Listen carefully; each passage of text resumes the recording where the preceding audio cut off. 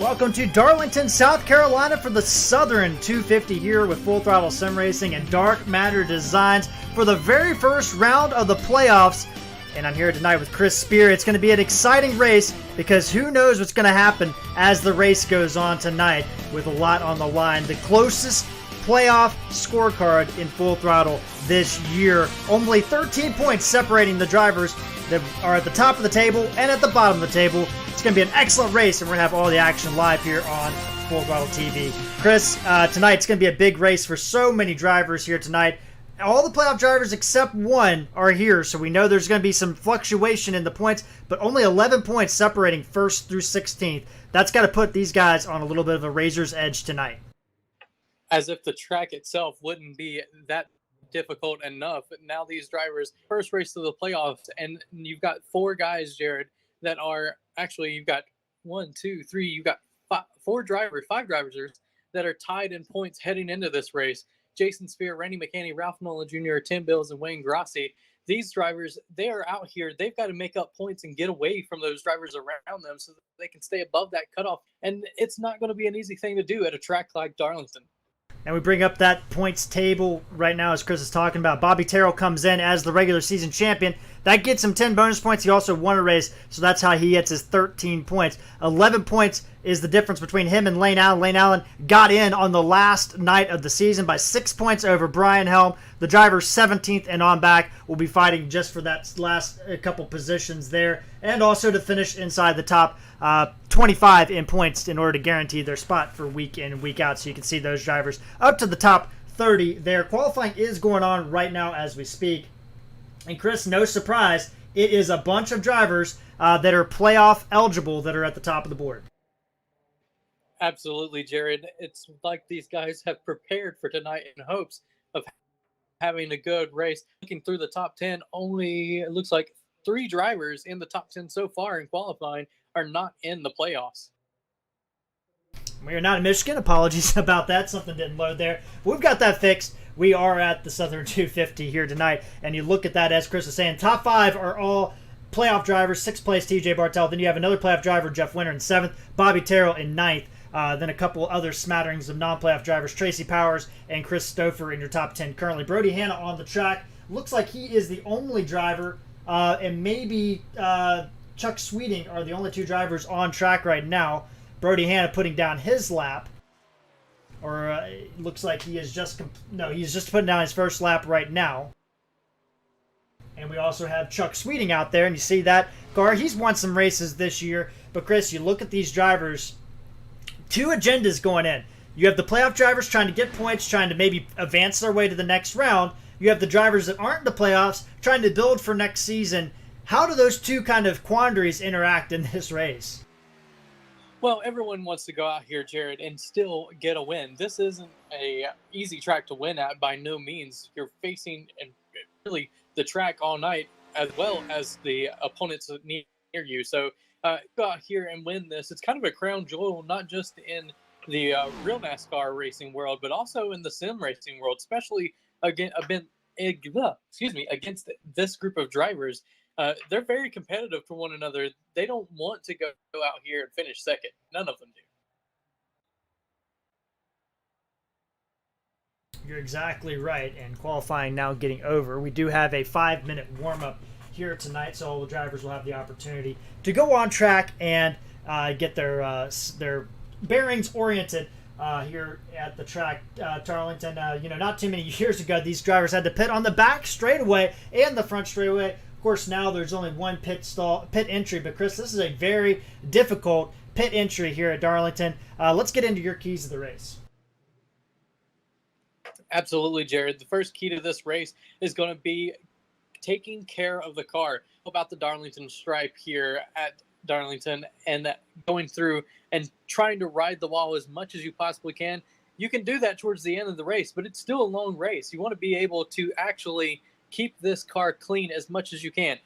Then the second one's going to be driver error. We're going to talk about that throughout the race tonight, just like we did last week with guys making mistakes on pit road, on pit entry, and pit exit. And it is a critical thing to do at a track like Darlington. You're not going to be able to make up time near as well as you could at maybe some of the other short tracks. The third one is going to be pretty simple, Jared, and that's to give everything that you can when you can. You're not going to want to be giving up positions here at this track. It's an awful hard track to pass at. This track doesn't have that sticky patch in turn 2 like the real world. So the car is going to be a little bit loose all through these corners. They're going to have to use all parts of this racetrack, and you'll see it here tonight, to get around each other. And that is something you're going to want to be able to avoid. You don't want people passing you at this track, especially in turns 1 and 2. And you saw the race analysis here tonight. This track, 1.366 miles. The reason being is because there's a pond on the edge of right outside turn 3 and 4. What is today 3 and 4? That used to be the back straightaway up until 1998. When they flipped them for the 1997 Southern 500, they actually flipped the front and the back straightaway. But this is a 1.366 mile track. We're going to be racing 184 laps. Back in the spring, we raced 146. So this is a little bit longer of a race, a little bit more attrition. We're going to go from sunset into nighttime as this race transitions. Last time it was a completely daytime race. So that's going to be something else these drivers are going to have to keep an eye on here tonight. Last time we were here, if you saw at the bottom, Troy Torgerson won this. This was his ticket into the playoffs. He held up Brian Helm at the end of that race. Brian Helm dominated the race, and Brian Helm was the driver that ended up not making the playoffs. And you look at it, Troy Torgerson, this was his ticket in, Chris. How much momentum does that give a guy like Troy Torgerson, knowing you won at this track, you were competitive, he had a great run here on Thursday night in the Xfinity car. How does that give you some confidence going into tonight? Well, certainly you can look back at that setup and bring it here and just do minor tweaks here. The difference, Jared, is that this track between night and day is, well, night and day different because of just how much the track changes here at Darlington. When it gets dark here, things get a little bit sticky. Times are going to get a little bit faster. That's going to make it a little bit more difficult. And for a couple of these drivers, like Troy Torgerson, who was used to that hot, slick track, look for him to be quick early on, but maybe not so quick towards the end of the night. And Troy Torgerson, we bring up Troy Torgerson because last week was his first race with the brand new Frontline Esports group, joining that group at the beginning. We got Doyle Lawrence, always out there watching this Cup Series here on Full Throttle TV. We appreciate he says he's out there watching on a 75-inch screen, cheering on the Frontline Esports guys. Well, there is 3 drivers on that Frontline Esports team in the playoffs: Troy Torgerson, Randy McCanny, and Jeff Winter, and they all qualified pretty decently, which we'll see here in a little bit. So, going to be interesting to see. But Chris, you look at this track, it is going to be a bruiser, but you can't let rest on your laurels because we have Richmond and Bristol to finish out this round. How do you balance such a difficult round of the playoffs? Because this has got to be the toughest round you're going to face all season. Well, it's going to be the toughest one. It's going to be that much harder because this is the only round that'll have these 16 drivers in it, Jared. And majority of these tracks, they're not mile-and-a-half tracks. So it doesn't matter if you've had tracks like Atlanta or anything like that, because those tracks, they're not going to matter here. It's going to be all about how you're able to drive the car into some heavy braking zones at an oval. And that's going to be something we'll have to take a look at as we go through this race tonight, because it's going to be very interesting. As warm-up is just about wrapped up here tonight at Darlington. See Richie Coy on screen in the number 19 machine. He had a very good qualifying lap. I want to say he's the pole setter. Yes, he is the pole setter. As warm-up completes, he didn't actually get a lap in there, so we'll see what goes on. But here we go. The grid is coming up, and we're about ready to get engines fired here at Darlington here tonight for 250 miles.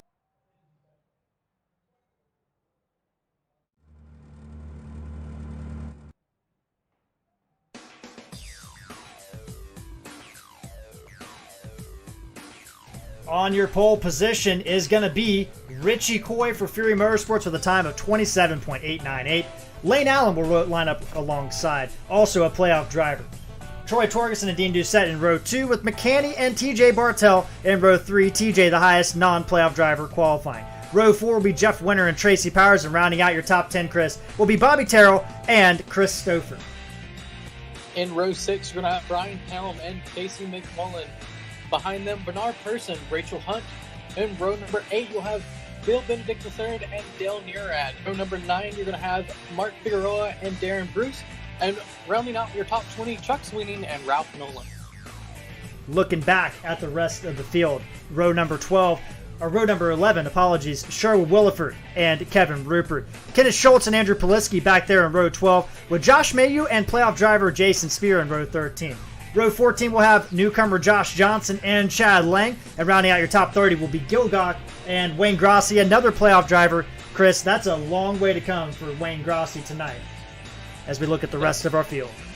That it is, Jared. You talk about Wayne Grossi being back there in 30. One thing to note, though, he did the same thing last week and was able to make his way in by being in the back. Maybe he's got a little bit of a strategy going into this playoff race. You look at the rest of the grid. Tony Solari and Brian Bliss electing not to grid, so they are going to be starting from the pit lane, it does appear like.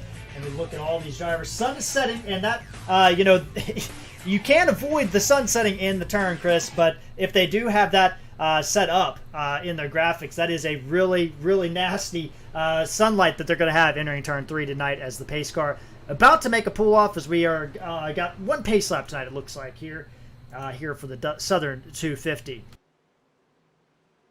There we go. Pace car driver tops off on that steep banking into the entrance of pit road. Richie Coy and Lane Allen, with his best qualification of the season, will lead them down here at Darlington. Flagman holding the arm up. And he drops it. Green flag. Richie Coy loose on the start. Lane Allen loose on the start. We already have carnage at the beginning. Jared, this track is a difficult track to start in second gear, no matter whether you have tires or old tires. And that's what we're seeing right here, as these drivers already collecting a little bit of damage, at least Lane Allen in that 14 car. He's going to be struggling now to get to the pits or make it to a caution so that he can get to the pits and do some recovery for that car. Lane Allen, significant damage on the right-hand side of that car, and that is the one side you don't want damage on any track, except maybe Martinsville. It is going to be a long night. Somebody also got into him, Chris. Not entirely sure who that was, but he has damage on the rear end. My guess is it was maybe Randy McCanney. No, it's not him. So I'm not sure who it was, but somebody definitely got in the back of that number 14 car. Right now, Richie Coy leading about a half a second over Troy Torgerson, McCanney, and Winter. Those Frontline Esports guys, it's Dean Doucette that got in the back of his teammate there. Damage on the front end of the 29 as he goes underneath Jeff Winter. Underneath Jeff Winter, but now Dean Doucette will have to worry whether or not his car will overheat in this race. That is a big thing to worry going into this 183-lap race. We're only on lap 3, and these guys are already collecting damage to their car, Jared. Dean Doucette, look at the front end of that car. That is quite a bit of damage, and yet I don't think the handling is affected. Now, Dean Doucette was fastest in practice for the most part. Tony Solari on pit road as well. But that is, I have to wonder if that, it doesn't look like the handling's being affected on that 29 machine. But my goodness, that damage has got to be, going to have to make that thing overheat, I would think, Chris. I would say so, too. At this point, Dean Doucette's going to do everything he possibly can to stay a little bit farther behind these guys so that way he can keep clean air on the nose of that thing and hope for an early caution here to be able to go in, get the repair done, maybe take some tape off to not have to worry about that overheating. Especially, Jared, we talked about driver error already as being one of the keys of the race. Well, now 2 playoff drivers are already having issues with that early on in this race. Just like the real race on Monday night as we jump on, or Sunday night, apologies, as we jump on board Lane Allen. You see that damage on the right front right front fender of that machine. It doesn't seem like he's affected too much, but right now, it's only 5 laps into the race. As that race goes on, we'll see how that goes on. TJ Bartel doing a great job in 7th. His teammate, Bobby Terrell, another playoff driver, he is up to 8th place. We look back at some other playoff drivers dropping back all the way back here to 31st positions. Wayne Grossi, he has lost 1 spot since the start. Brody Hanna also back here in 33rd. He misses, he's up 2 spots. He qualified 35th back there. And the 23 car is the lowest rated, or lowest playoff driver right now on the grid. Jason Spear in 24th, Chris. Everybody else that's a playoff driver in the top 15. Those drivers back there in the back, they'll have to do a little bit of a strategy game here to be able to get up front. Or, Jared, maybe they're laying back just like they would at Daytona, so that way all the mess happens in front of them. Hope to avoid it and be there at the end of this race with little to no damage. But right now, it is all Richie Coy. He has opened up to a 0.8 tenths of a second lead over Troy Torgerson. Troy Torgerson there in second, followed by Randy McCanny, Dean Doucette, Jeff Winter, your top 5 all playoff drivers. Lane Allen, despite that damage, still holding on to 7th as Bobby Terrell makes a move underneath Chris Stouffer, and he is going to move ahead there. And we see Dean Doucette drop to the bottom of the racetrack, Chris. Did that car blow up? Could be from that damage. We'll have to hop on board to listen to it just to see what happened, but it's definitely down on power, it would seem, as all these drivers are going around him. Yeah, it does. And he's out of the gas, so it's hard for me to tell personally right now. But Dean Doucette, playoff driver on pit road, 9 laps in. This is not what Dean Doucette needed tonight. And Jared, it actually sounds like that car is still underpowered, so he should not be blown up. Maybe he just elected to, and never mind, Jared, he has blown up. If that oil temperature is at 0, water at 0, that car is done for the end. Well, I think I don't think we're able to see that from spectate mode, Chris, but you might be right. I think Dean Doucette on pit road. But Richie Coy continued to lead. The top 3 opening up a gap. It's about 3 seconds from Randy McCanny to Jeff Winter. Jeff Winter has TJ Bartel on his back bumper. Now remember, TJ Bartel has won a race this year, just didn't have enough points to be eligible to make the playoffs. He finished, he is currently 30th in points after missing about the first 10 races of the year, had dedicated most of his time to the truck series. But TJ Bartel doing a nice job in that number 88 machine. He has won races this year, so he's going to be a contender no matter what. Out on the other side, Bobby Terrell continued to move forward. He is up 2 spots, and now he's on the back of Lane Allen, Chris. Looks like Dean Doucette is on pit road for lengthy repairs. And Jared, another playoff driver that's having a bit of an issue already in this race, Rachel Hunt and her number 16 machine. The front end of that car is also been up quite significantly. Maybe not so bad as Dean Doucette says, but she's going to have to worry about that car as well. And that's another teammate. So 3 teammates already with damage. Rachel Hunt, Dean Doucette, who is now down and away, and Lane Allen. Dean Doucette, I think he couldn't wait. I think he thought that car was going to overheat, and it's probably best to get it fixed now than blow it up. Maybe gain some points on the back end of this race. She's got Ralph Nolan Jr. right behind her. And so these playoff drivers, Chris, they are not really separated out. I mean, you have all of them except 3 right now inside, or 4 inside the top 15.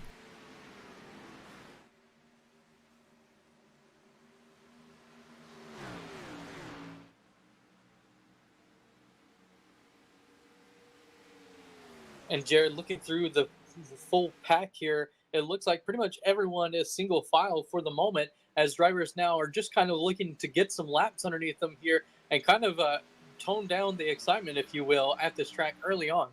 We got a lot of people joining us out there on the chat. Appreciate you coming out. We got Jeff Chandler out there watching from GE Aviation. And we got a battle for the lead. Coming off turn 2, Richie Coy got in too deep, and now Troy Torgerson's under pressure, putting him under pressure into turn 3. That he did. He just got a little bit loose after he got deep into the corner there. Get out of it a little bit. That's going to give Troy Torgerson the lead. But don't look now. It looks like McCanny is going to try to make a move as well in that Frontline Esports machine. So the 2 Frontline Esports drivers hounding Richie Coy in the number 19. Richie Coy, the NEMA midget driver from the Northeast, had a race over the weekend out at Oswego that he did pretty well in. Watched it on Flow Racing TV over the weekend. So Richie used to some pressure in real life and in the sim, and you could see it there. Torgerson starting to inch out just a little bit. Now McCanny, what can he do with the New York driver right in front of him? And you see behind him, Winter and Bartel are also closing back down on the pack. That they are. It looks like the handling on Coy's machine is getting a little bit away from him as we get longer into this run. It definitely seems like he was set up to be out front, and now that he's not right there, he gets a little bit loose coming out of the corner. That's going to put Randy McCanny underneath him heading into, I believe it's 4. Randy McCanny down into 3, makes the move into 4, and he is going to move to second place. Got a lot of people out there watching. Joe Flanagan out there cheering on Chris Stouffer and looking for Randy to be the top playoff driver tonight. and that's going to be good. Doyle mentioning about Rachel Hunt, that was a separate incident. Rachel Hunt qualified back in 18th position, so she got into somebody else, probably likely due to that checkup that happened, so likely that same incident, but she got into somebody else. Not sure who it was. If we can get an eye on that, we will at some point in the race. But right now, it is Troy Torgerson, Randy McKay for Frontline Esports, 1 and 2. Coy in third, and now Jeff Winter has caught up to the back of him, and he has left Bobby Terrell behind, Chris. That he has, really putting down some great laps here. Almost a second lead on McKinney now. These two drivers are doing everything they can and trying to pull away from Richie Coy. Kind of able to do so as now they have about 7/10 between the first top two and Richie Coy in that third position. Jeff Winter in his first season at FTSR doing a good job there, but Troy Torgerson has opened up about 8/10 of a second lead over his teammate McCanny. Richie Coy continued to drop back. Bobby Terrell, though, he is coming forward. He just got around his teammate TJ Bartel. Move Bobby Terrell, the regular season champion, into the top 5 for the first time tonight in that number 5 machine. Bartel down to 6. Lane Allen, despite that right front damage, Chris, still hanging on 7th place. And then we have 2 non-playoff drivers. Brian Helm, who dominated this race in the spring, as you see TJ Bartel getting loose off turn number 2, holding on to that machine. But Brian Helm, going back to him, Chris, he dominated this race, and this ended up being a race that he had in control, ended up losing at the end of the race, and he misses out in the playoffs, maybe because of this race especially. All too true. You know Brian Helm is thinking about that. And Jared, I went back to take a look at what happened to Rachel Hunt. It looks like she got caught up with another playoff contender, Casey McMullen, right into the back of him. And Lane Allen hits the wall off of turn number 2. Brian Helm tried to avoid it. He did a good job avoiding it. They're going to stay single file. Bernard Person also behind him. He has gotten around Chris Stouffer, moved Bernard Person up 4 positions in that number 8. Lane Allen struggling now, Chris. That handling has dropped off a rail for that car. As soon as you slide these tires here, Jared, it makes it all that more difficult to be able to get around this racetrack, and Lane Allen is certainly feeling that right now. And he's got playoff drivers. This is big points. All these drivers lined up behind him, playoff drivers. McMullen, his teammate right behind him. He's going to let Casey go. He's got Dean Doucette, who is a lap down, or actually 3 laps down right now in 32nd. He's got Dale Nearad. All these drivers, playoff drivers, and that's points just going by right now, Chris. That it is, and you can see now that Rachel Hunt's going by him. You know that he got that damage earlier on in the race here, and we talked about not wanting that right side to be beat up.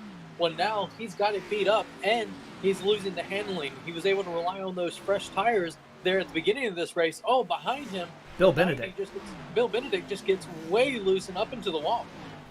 I don't know if he hit the wall, but it was awfully close. The 90 machine for Bill Benedict doing a good job there. He is a part of an alliance with Frontline Esports, and he is having a handful right now as Mark Figueroa goes around him. Watched Mark last night on Full Throttle TV. Had a good piece here at Darlington, so he's got some laps under his belt, and he is moving forward. Back up front, give Troy Torgerson his due. 23 laps in, the defending winner at this race. And, Chris, the other thing that puts Troy Torgerson under a little pressure, the computer projections say Troy Torgerson is your 2021 champion in the Cup Series. That's got to be on your mind heading into these races like this. Wow, that's definitely an interesting fact, Jared. Troy Torgerson, though, you know, I talked about him being fast early. Well, he's trying to prove me wrong now that we're going into a little bit here of a longer run here. He's trying to show that he's going to have speed all through the night. He's kind of worked on this car, obviously, now to make it grip just a little bit better in this long run. He's still the quickest car out on the track right now, minus Dean Doucette, who's 3 laps down. And that's pretty dang impressive. Chris, you know, I want to bring something else up. Full Throttle Sim Racing, they have 3 divisions. They have a Truck, Xfinity, and a Cup Series that all are in the playoffs. Troy Torgerson's one of 6 drivers that have qualified across all 3 series. Does that influence, like, you know, your game plan? Does that affect you in those other races? How would you divvy up your time when you're competing for a championship in 3 different series, all with top competition? Well, certainly that is definitely a difficult situation. Luckily for Troy Torgerson, he has teammates that he can help rely on for a couple of those races. You're not doing it all on your own, Jared, so that helps out tremendously throughout all of these series that you mentioned. But beyond that, really, it comes down to which one do you want to be the biggest part of. And really, seat time at any track, no matter what vehicle you're in, gives you a little bit more of an advantage. So now he's pushing himself. He's going to be out here practicing this track in 3 different machines So you know very well that he's out here, got the laps in. There is nothing but practice for this number 98. And you see there Randy McCanny, the New Yorker, moving up into second place. But that gap, Chris, we were looking while you were talking there at last lap times. Torgerson is the second fastest driver on the track inside the top 10 right now. Actually, Bobby Terrell just a click quicker. That is not going to get him to the lead anytime soon. He's not quick enough to get there, but he is coming and catching up to Jeff Winter there in fourth place. So Bobby Terrell, the regular season champion, you can't count him out. We haven't talked about him in a while. His last win was all the way back at Kansas, back in May. So, but he has been solid and consistent. But now he's lost that 100-point lead that he had, and he's got to start all over again. But he is back up here in the top 5. That he is, Jared. You mentioned earlier about having momentum for this race. Bobby Terrell is looking to turn his racing around.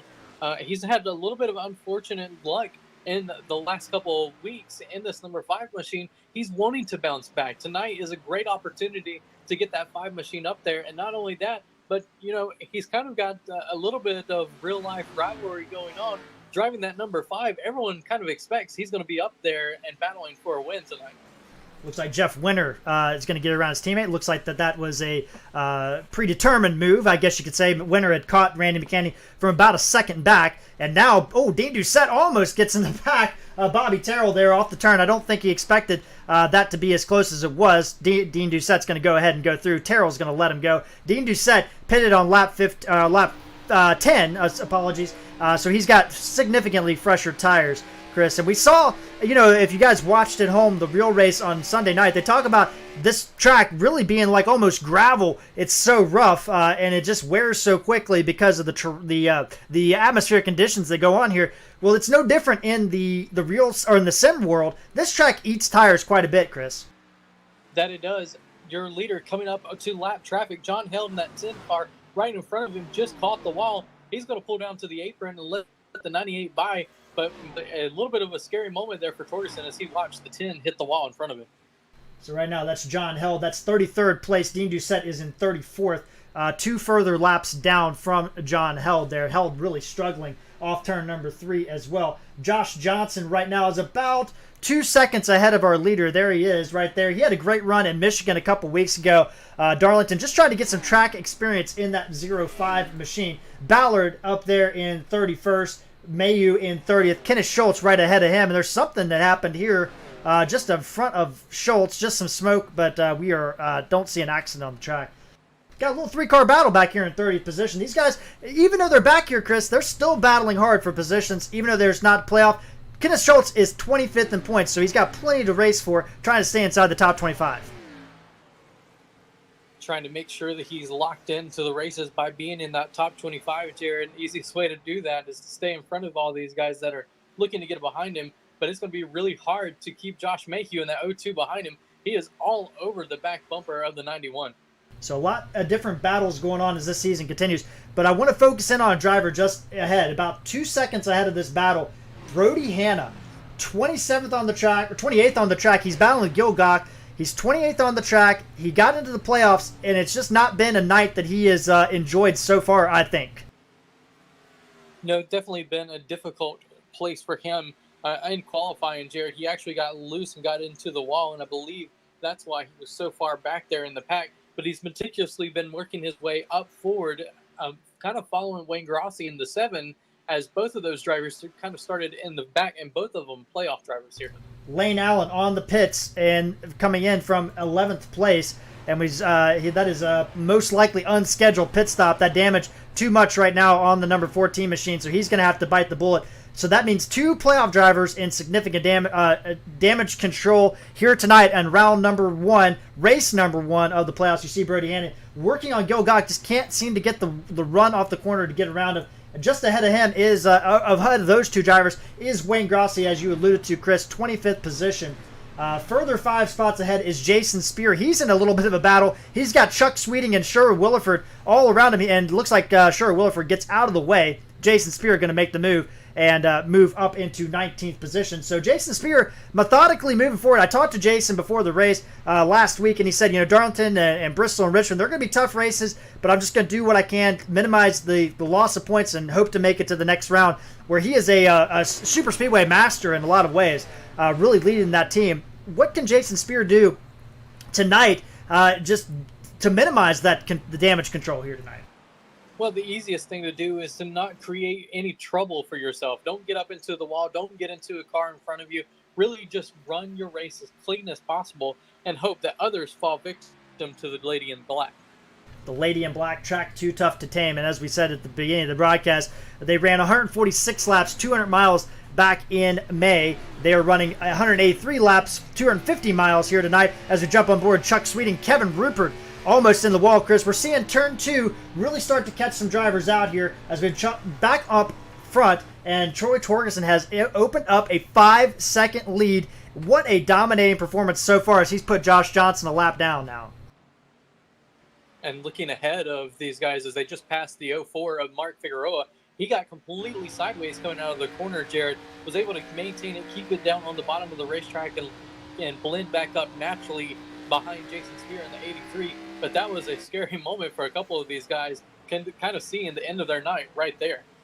Well, let's jump on board Mark Figueroa, Chris, as he's coming out turn number 4. And I want you to walk us through a lap around Darlington. You see Figueroa, how much he's on the wheel as he comes across the start-finish line. Well, he's on the wheel, but as you hopped on board there, you could see that he was still out of the throttle.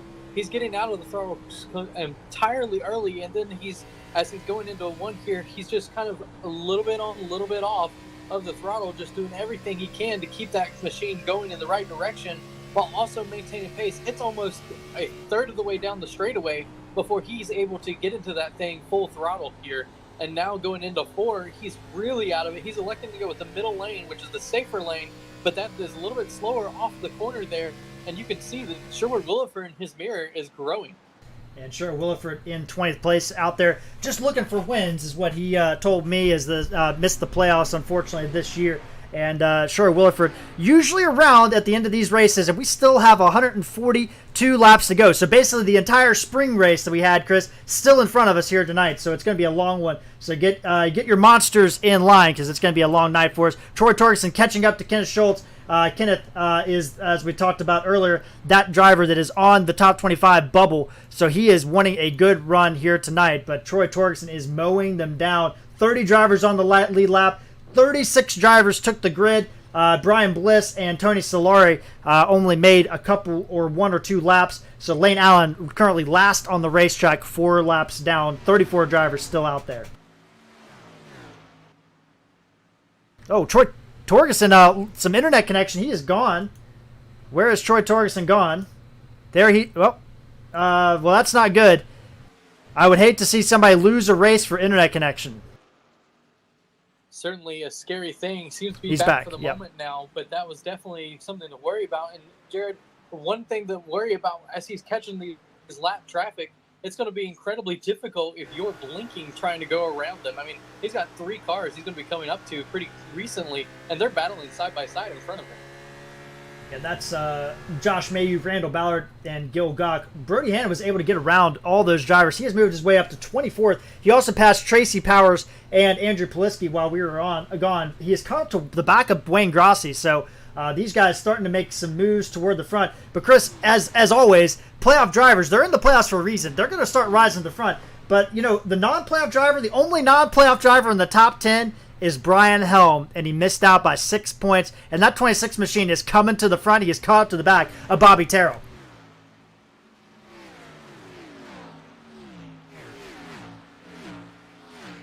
That he has, Jared. You can see Terrell there in front of him. Kind of got a little bit of different line going around this track. Helm is now running a little bit higher, whereas the 5 cars kind of doing a little bit of a diamond around the corner. On board Bobby Terrell looking out the back. Brian Helm just lets off the gas just a little bit coming off the corner. Now they do have his teammate Bernard Persson is behind him, so there is maybe an opportunity for him to kind of open the door for Bernard Persson moving forward. Brian Helm told me, it's hard to not make the playoffs, but he still wants to get his first career Cup Series win. As you see Josh Johnson drop to the apron, let these lead lap guys go by. Classy move by the 0-5. So Brian Helm, still a lot to race for, Chris. That's what makes the playoffs so interesting. Everybody has a different agenda, whether it's to stay in the top 25 in points. And Josh Johnson, very loose on the straightaway there. Something happened to that car. He gets it under control. Definitely gathers that thing up. Now Terrell going to look underneath Randy McKinney to try to take away that third position. They are incredibly tight. Terrell had to get out of it and avoid wrecking him, and that's going to give Helm a little bit of run going into three. Randy McKinney and Bobby Terrell, a little contact, or might have been a little contact. It was very close, but they get it under control. So good job there by those drivers as we continue to lap here. Tracy Powers on pit road. Doyle Lawrence asked what the pit window is.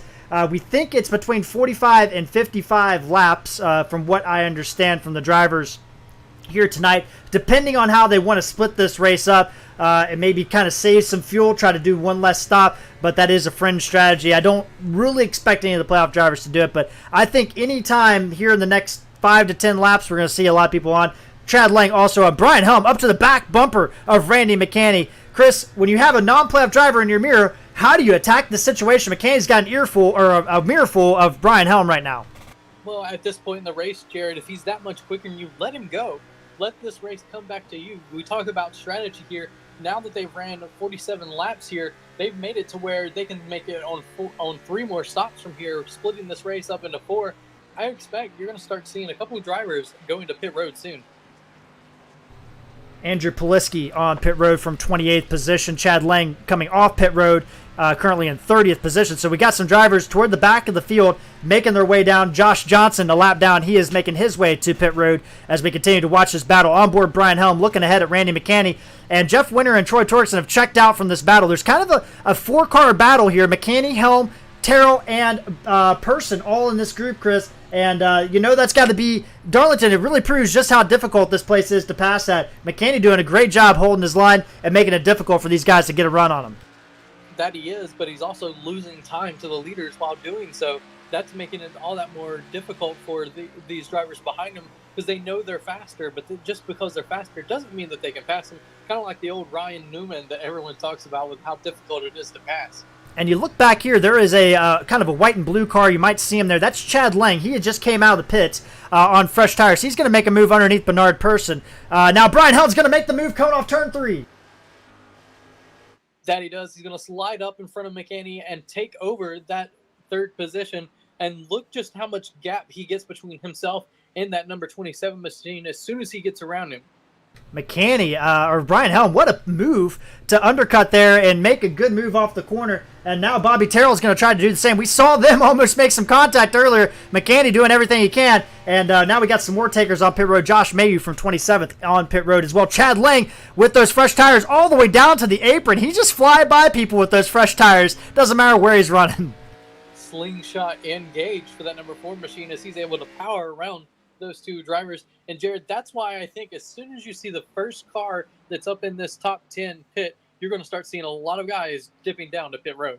Gil Gach from 26th position is on pit road. So the pit window is open, and we have our first playoff driver on pit road. It's Brody Hand in the 23 machine, and he is on pit road, and we know how good he gets on and off pit road. And the 23 machine will be the first taker on pit road as he comes on one of the last pit stalls there. Right now as we join that battle back again. Bernard Person at the tail end of that, and Bobby Terrell. Randy McKinney, where Randy McKinney has lost that position to both those drivers.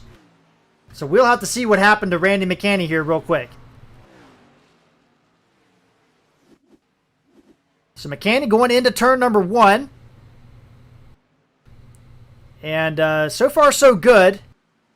And I wonder if he let him go off the turn number 2 here. Yeah, he did. Yeah, he just pulled down to the inside and let both those drivers go.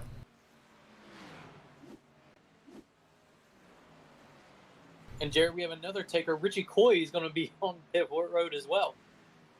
Richie Coy in the number 19 Stewart's Root Beer Machine on pit road, pitting from 5th position. So he's our first top 10 driver on pit road, Chris. Does that mean the pay window is opening for these other drivers?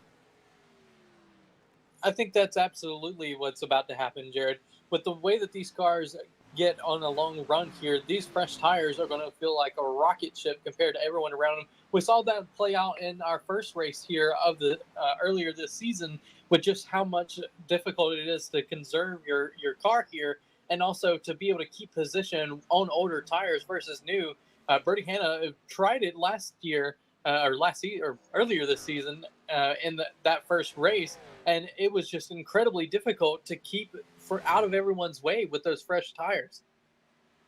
So there you go. So the pit window looks like it's been extended to about lap 60. So 45 to 60. We saw our first takers at round lap 45. So we're going to have some interesting strategies going on in this race as it transpires. But right now, everybody else still staying out, Chris, which I'm a little bit surprised about. Haven't seen anybody else come down pit road. Mark Figueroa on pit road. Gil Gach back on pit road to serve a penalty too fast exiting pit road. And Jared, looking at the strategy play, these drivers now need to make it to lap 61 to be able to split this race up into a two-stop race, making it a three-segment race. That's what these drivers are looking to do now. And you can see the leader is actually in a heap of traffic as he's trying to get around Sherwood Williford. And he's on. Nope, he's coming to pit road. So it's Chris, and if I'm understanding you correctly, Chris, if they don't make it to 61, they cannot make it on two more stops. Is that correct? Not without saving a lot of fuel here, Jared. All right, 10-4. So there you go. That's going to turn the lead over to Jeff Winter. So we'll follow Troy Torgerson down pit road as our leader. Coming in, he is second in points on the playoff reset. He is on pit road in the number 98 Abruzzi Frontline Esports Ford. And Troy Torgerson, that's a long pit road down, Chris, at 45 miles an hour. Man, it is a difficult pit road. TJ Bartel, Josh May following him in as well. Now the 30 of Jeff Winter is going to come in, giving up the lead to Brian Helm in that 26 machine. Jared, this is quite an interesting little strategy these guys have going on, going out and making sure they're leading the lap before they come in, almost like they're playing a little bit of strategy.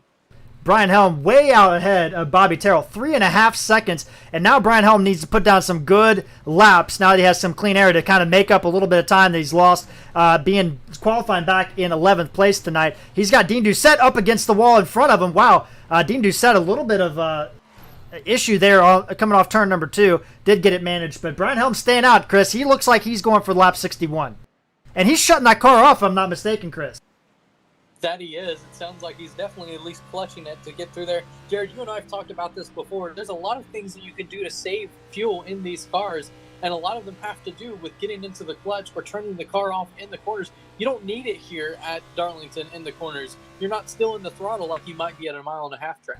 Bobby Terrell pits from second place. The 5 machine decided he can't wait to lead a lap, so he's on pit road. Chuck Sweeting is on pit road. Ralph Nolan, another playoff driver, is on pit road as well, Chris.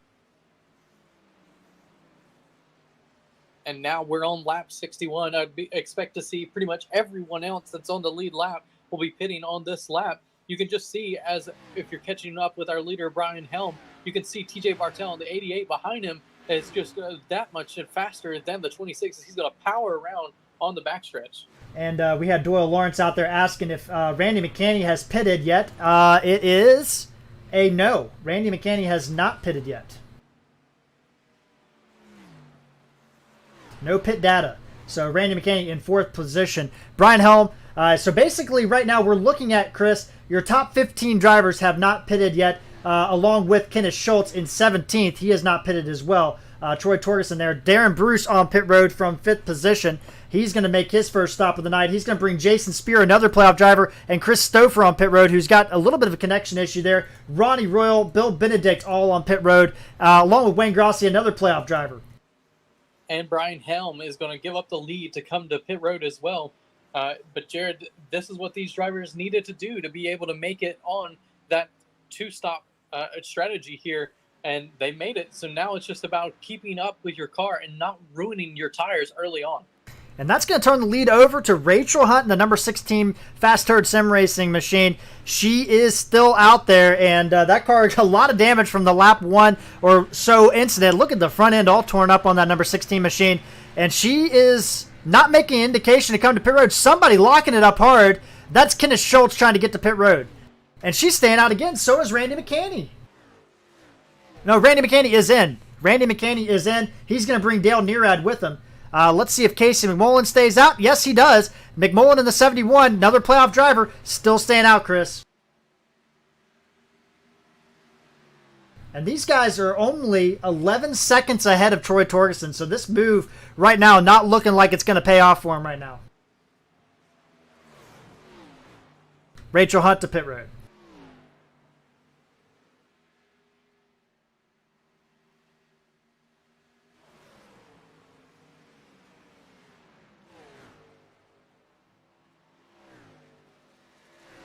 So Casey Mullen, Chris, is still staying out here, and looks like he is going to be the last man standing for pit stops tonight. That he is. When he comes to pit road, though, it's going to be Troy Torgerson back as your leader. As you can see, he is now working around Dean Doucette, who is having a abysmal start to this race, really looking to do whatever he can to catch up to the rest of the field and try to get those laps back. But it's not working out too well for him. And you see right in front of Troy Torgerson is Randy McCanny, his teammate, and Dale Nearad, also two playoff drivers. Troy Torgerson is passing them to put them a lap down. So that shows you just how much staying out has hurt these guys. But they're going to have it on the back end. He lets Randy McCanny go. I don't know if he was trying to let Dale Nearad go, but he does let him go as well. Probably does. Troy's a class act. Oh, Randy McCanny's loose in front of the leaders. Holds on to it. McCanny coming out of pit road, and he's still sliding. Still sliding, but he's able to get that thing. That's got it. It's gonna stay green. Holy cow! I don't know how that didn't bring out caution. Darlington a little bit weird, but that is not good for Randy McCanny. We're gonna stay green, Chris. Sorry for interrupting. Not at all. That's gonna make this night that much more difficult for Randy McCanny. He's got those fresh tires. The problem is now he's already kind of worn them up, and that was on his out lap, Jared. That's gonna make everything that much more difficult for the driver of the 27. We'll have to keep an eye on him the rest of the night, because now he's kind of got to settle back in and figure out what those tires have left in them. Yeah, he is a lap down. Right now, it looks like Dale Nearad is the first car on the last car on the lead lap. Chris Stouffer, the first car, one lap down. Yes, Chris Stouffer, the first car, one lap down in 16th. So the top 15 drivers are all that's left on the lead lap right now. So let's run down. So Troy Torgerson leading by 7 seconds over his teammate Jeff Winter. Brian Helm in third. Bobby Terrell fourth, Richie Coy in fifth, Sweeting in sixth, Brody Hanna with some great pit stop and an early decision to come down pit road. He is the earliest of all the top 10 drivers, but he has put himself into seventh. Ralph Nolan in eighth, Bernard Person in ninth, and TJ Bartelli 10th. Poliski, Lang, Darren Bruce, your top 13. Nearad and Stouffer now back on the lead lap in 14th and 15th. Rachel Hunt has come out of the pit stops. Looks like she is on the lead lap just ahead of Torgerson. And Jared, while you were going through the field there, Troy Torgerson and Dale Nearad had a heart attack moment as John Held in the 10 got into the wall in front of them. Nearad had to get out of it so much. Now he gets trapped a lap down as he got passed by Torgerson in the 98. So that's going to leave us with 13 cars on the lead lap, not 15 cars like I said earlier. So Torgerson making quick work through the field. And a lot of these drivers in front of him, Chad Lang pitted on lap 46, Poliski pitted on 47. So there's a lot of different strategies going on here, Chris. But you look at this, we're going to have all kinds of stuff going on throughout the entire race as we are just, we haven't even got to halfway yet. Not to halfway, and already an exciting race here, Jared, at Darlington. Now Nearad is doing everything he can to get back up there to Torgerson so that he can get his lap back. No one wants to be trapped a lap down, especially if you're a playoff driver this early on. Yeah, and that's not good. And that's also not good for Lane Allen, who is 3 laps down currently. And we also have Josh Mayhew has taken his car to the garage, 15 laps down now with some damage on that number 02 machine. Dean Doucette currently shown 2 laps down, but he has to stop here in the next 10 laps or so because when he pitted. But there is a lot of different stuff going on. We had comments out there about Casey Mullen's paint, the M&M's machine, talking about Kyle Busch and his blow up at Darlington over the weekend. And, I don't think Casey is that kind of guy, but you never know if the M&M curse will strike Casey Mullen. But right now, on board Troy Torgerson, Chris, he is making this race look pretty easy, and Darlington is no small task. He's making it look easy, but he's not able to get away from Nearad. Nearad there just a little bit faster than him behind him. Now Nearad, of course, 1 lap down, fighting to get back on the lead lap. And ahead of them, they're both going to come up to Chad Lang in that number 4 machine. Dean Doucette on pit road right now, making the stop that you mentioned, Jared. Chad Lang on those old tires, he's going to pull down to the inside. He pitted on 46. oldest tires in the top 15 right now. Nearad, the newest tires in the top 15 on lap 63, 6 laps newer than Troy Torgerson. So this is great for Troy Torgerson. Hold Dale Nearad up as much as you can. You know, let him go. You know, if he gets a good run on you, don't fight him, but hold him up, because now when everything cycles back around, Dale's going to be even further behind you, and that's what you want. Or if a caution comes out. And you see Torgerson now going to pull over and let Nearad go. Doesn't want to burn up his stuff, trying to stay in front of Nearad, knowing Nearad has the fresher tires. A straightaway difference between Torgerson and Winter. We got a big battle back here, Chris. Randy McCanny, Wayne Grossi, Lane Allen, Brian Helm, Shure Williford, all in a group here. Randy McCanny trying to make his move back to the front because after that half spin and near caution. Definitely got a little bit of ground to make up in that 27 machine. Going to try to do it the hard way here and just power through these guys to get back up into that position. But now he is incredibly far behind. He's got to catch up to Christopher to be the first car one lap down, just in case the caution comes out, just so he can get back on the lead lap. And that is 6 spots ahead of him and about 9 seconds or so between those two drivers. Wayne Grossi getting passed by third place Brian Helm. So we look at our playoff drivers. Want to give you a rundown of those drivers right now. Dean Doucette, we saw it, ran into the back of Lane Allen on the very first opening lap, the opening green flag of the race. Lane Allen spun the tires. Dean Doucette nowhere to go, had to make an unscheduled pit stop to repair the front end, and unfortunately it's been green flag since then. Dean Doucette trapped in 31st. Lane Allen just ahead of him in 30th position. He eventually had to come to pit road because of some overheating issues. Ahead of them, those guys 3 and 4 laps down respectively. The next playoff driver is Casey McMullen in 23rd position. Now, he was the last driver on pit road, Chris, on lap 66. He is catching up to Wayne Grossi, another playoff driver, just ahead of him. We already talked about Randy McCanny in 20th. But those guys, McCanny, Grossi, and McMullen, Chris, they have some ground to make up. That they do, Jared, and they're going to be doing everything they possibly can. You can see Dean Doucette on those fresher tires just coming from pit road, drives by Lane Allen. The problem is that they're on the 2 different laps here.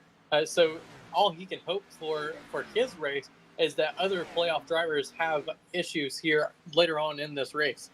McMullen looking underneath Wayne Grossi going to 3. Wayne Grossi going to push down on him, and McMullen with those fresher tires going to go by either way. So move McMullen up to 22nd position. McCanny chasing down Chad Lang, and he looks like he has gotten by Jeff Winter, his teammate that is not a battle for position. Winter in second place currently. We look at some other playoff drivers. Jason Spear doing a good job. He's up 10 positions into 16th position right now in that number 83 car. He is chasing down Rachel Hunt and Andrew Poliski. That is all battle for position, Chris. We're battling for 13th back here. Or, sorry, 14th. And these drivers have a little bit fresher tires than Poliski. That's why he lets them go. These drivers are racing to get up to your leader to be able to get their lap back. And right now that lap is held by Christopher. He has just gotten around Troy Torgerson to put him back on the lead lap. So the lucky dog spot is Rachel Hunt. She is just ahead of Jason Spear, as we talked about before. And that is 14th, the battle for 14th there on the track. Just ahead of them, Christopher, non-playoff driver, doing a good job. But then we got Dale Nearad, Brody Hanna, Richie Coy, your next 3 playoff drivers, Chris. Brody Hanna started 35th. Shotgun on the field tonight, and he moves down. He's letting these guys with fresher tires go by. He pitted on lap 51, so we're expecting him in the next 20 laps. But you can definitely see just how much those fresher tires compared to the older tires make a difference as Dale Nearad, Kenneth Schultz, and Darren Bruce all go around the 23 machine, pushing him outside the top 10.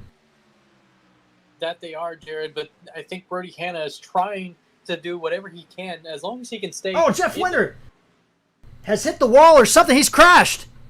What has happened to the 30 machine, Chris? We just got a notification he has crashed and he is heading on pit road, and maybe it's a false positive, but this is awfully early for a pit stop. I think he definitely caught the wall. The right side of that car is all smashed in. I believe as soon as that happened, he elected to go ahead and go to pit road and try to make it part of his strategy. And it was contact with the 33 machine of Sherwood Williford, I believe. And that is some damage on that car as he almost hit the inside wall and he has to get going. That is unfortunate. Let's see if we can get a better view of this wreck, maybe from our drone camera. And, oh, Williford just, well, let's wind this back up just a little bit so we get the full picture here. Coming off turn 2, and, yeah, I don't know. Maybe he thought he was clear, but that is unfortunate for Jeff Winter. Second-place driver on pit road, and that is not what Jeff Winter needed. No, it isn't. So now that's going to make up his strategy for the rest of the race, Jared. He's going to have to do whatever he possibly can to make this time back up. Chad Lang on pit road from 13th position. Oh, and we got somebody in the wall. That's Darren Bruce. Jason Spear had to take evasive action.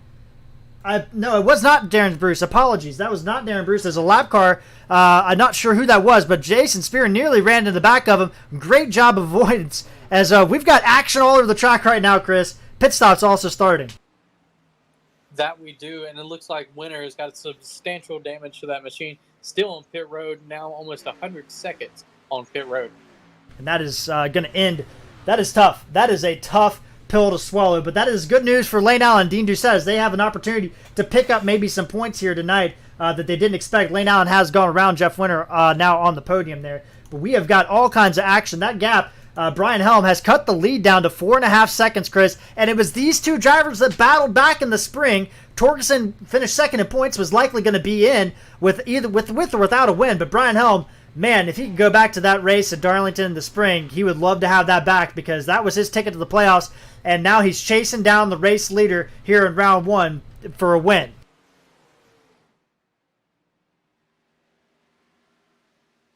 That he is, Jerry. He's got a little bit fresher tires than Torgerson, and that's why he's able to catch up or kind of put down a little bit faster lap times than your leader, but not by much. It's not substantial at this point in the race. Torgerson's definitely having some trouble getting through the lap traffic. He does get around Brody Hanna, but at the same time, lets Rachel Hunt back on the lead lap. So we're up to 12 drivers on the lead lap right now. Hunt, the last of those. Chris Stouffer in 11th. Darren Bruce in 10th. Dale Nearad in 9th. TJ Bartel, Richie Coy, Ralph Nolan. He has snuck his way up into the top 6 by himself right now in the number 95 machine. Ralph doing a great job there tonight. Bernard Person in 5th. And Chuck Sweeting, we always know he's around in these races, Chris. Not a playoff driver, but he's won 2 races. He joined way too late to be able to be eligible for the playoffs, but he is a driver you have to always keep your eye out for as we are just past halfway here tonight. That we are looking at your field. Now, Brody Hanna is the last car, or first car, 1 lap down, Jared, in 13th. So now only 12 drivers remaining on the lead lap here. Tor Torgerson really putting down some great lap times, even with those little bit older tires than a couple of guys behind him, including Brian Helm. It seems like every lap or so, these guys are trading off who has the faster lap. Brody Hanna right now under pressure. These drivers all for position. Kevin Rupert, Randy McCanny, Jason Spear, Ronnie Royal, all lining up behind Brody Hanna. Now, Brody Hanna came on lap 51. Most of these drivers came in about 10 laps later. So Brody trying to go with a strategy call to kind of get himself up the pecking order, which has worked so far. And you see Randy McCanny getting underneath Jason Spear. He's going to move back up to 15th position, but that's where he was when he spun on the track. So you see how much time he's lost and how much time he's trying to make back up. Brody Hanna lets Rupert go by for 13th. And Jason Spear has an incredible amount of damage to the front end of that 83 machine. He's now going to also have to be concerned with the temperature of that machine going forward the rest of this race. Yeah, I believe that's when the car got in the wall. And I said it was Darren Bruce. It was not Darren Bruce in the 06. It was another car. Very similar paint schemes out there tonight. Did not see who. Oh, Dean Doucette gets loose right in front of Jason Spear. That was a hair-raising moment.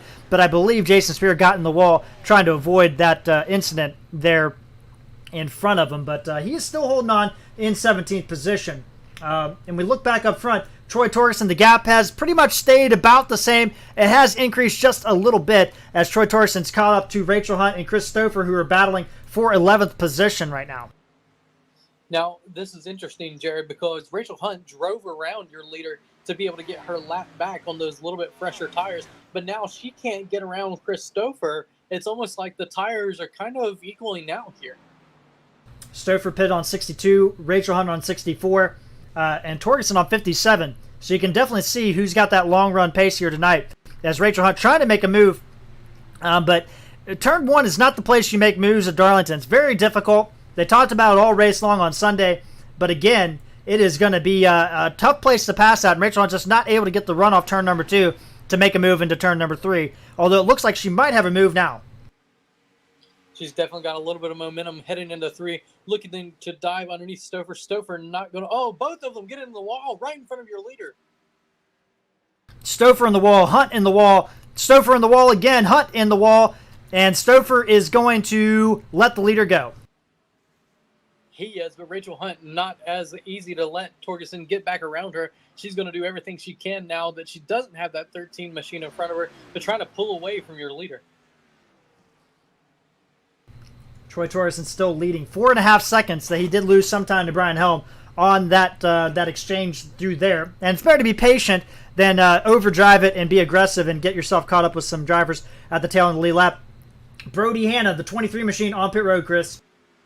Daddy is looking to make this race with a little bit of a strategy call here. It looks like he's going to try to do 3 pit stops here tonight to try to make up positions with those fresher tires. We'll have to keep an eye out on that strategy to see how it works out for him. But right now, it looks like the strategy is working best for Troy Torgerson as he's now opening up lead on Brian Helm.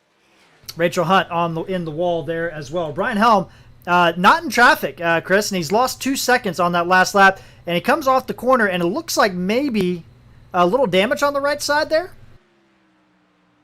Definitely got a little bit of a crinkle on that right front fender, but not enough that I think that it's really hurting him. Not in that area. Really, you got to worry more about it being in the back. But the thing is, Jared, he's incredibly loose, sliding those tires, overheating them. That's why you can see the lap times are kind of equal between these two.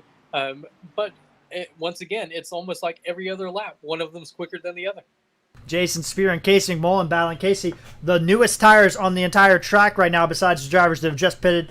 Brody Hanna off pit road, down and away, but Jason Spear dropping back just a little bit. Casey Mullen moving forward. Randy McCanny also catching up to Kevin Rupert. That's a battle for position. He's got Dean Doucette on the back bumper, and Dean Doucette not holding back. He is going around him, trying to get some momentum moving forward.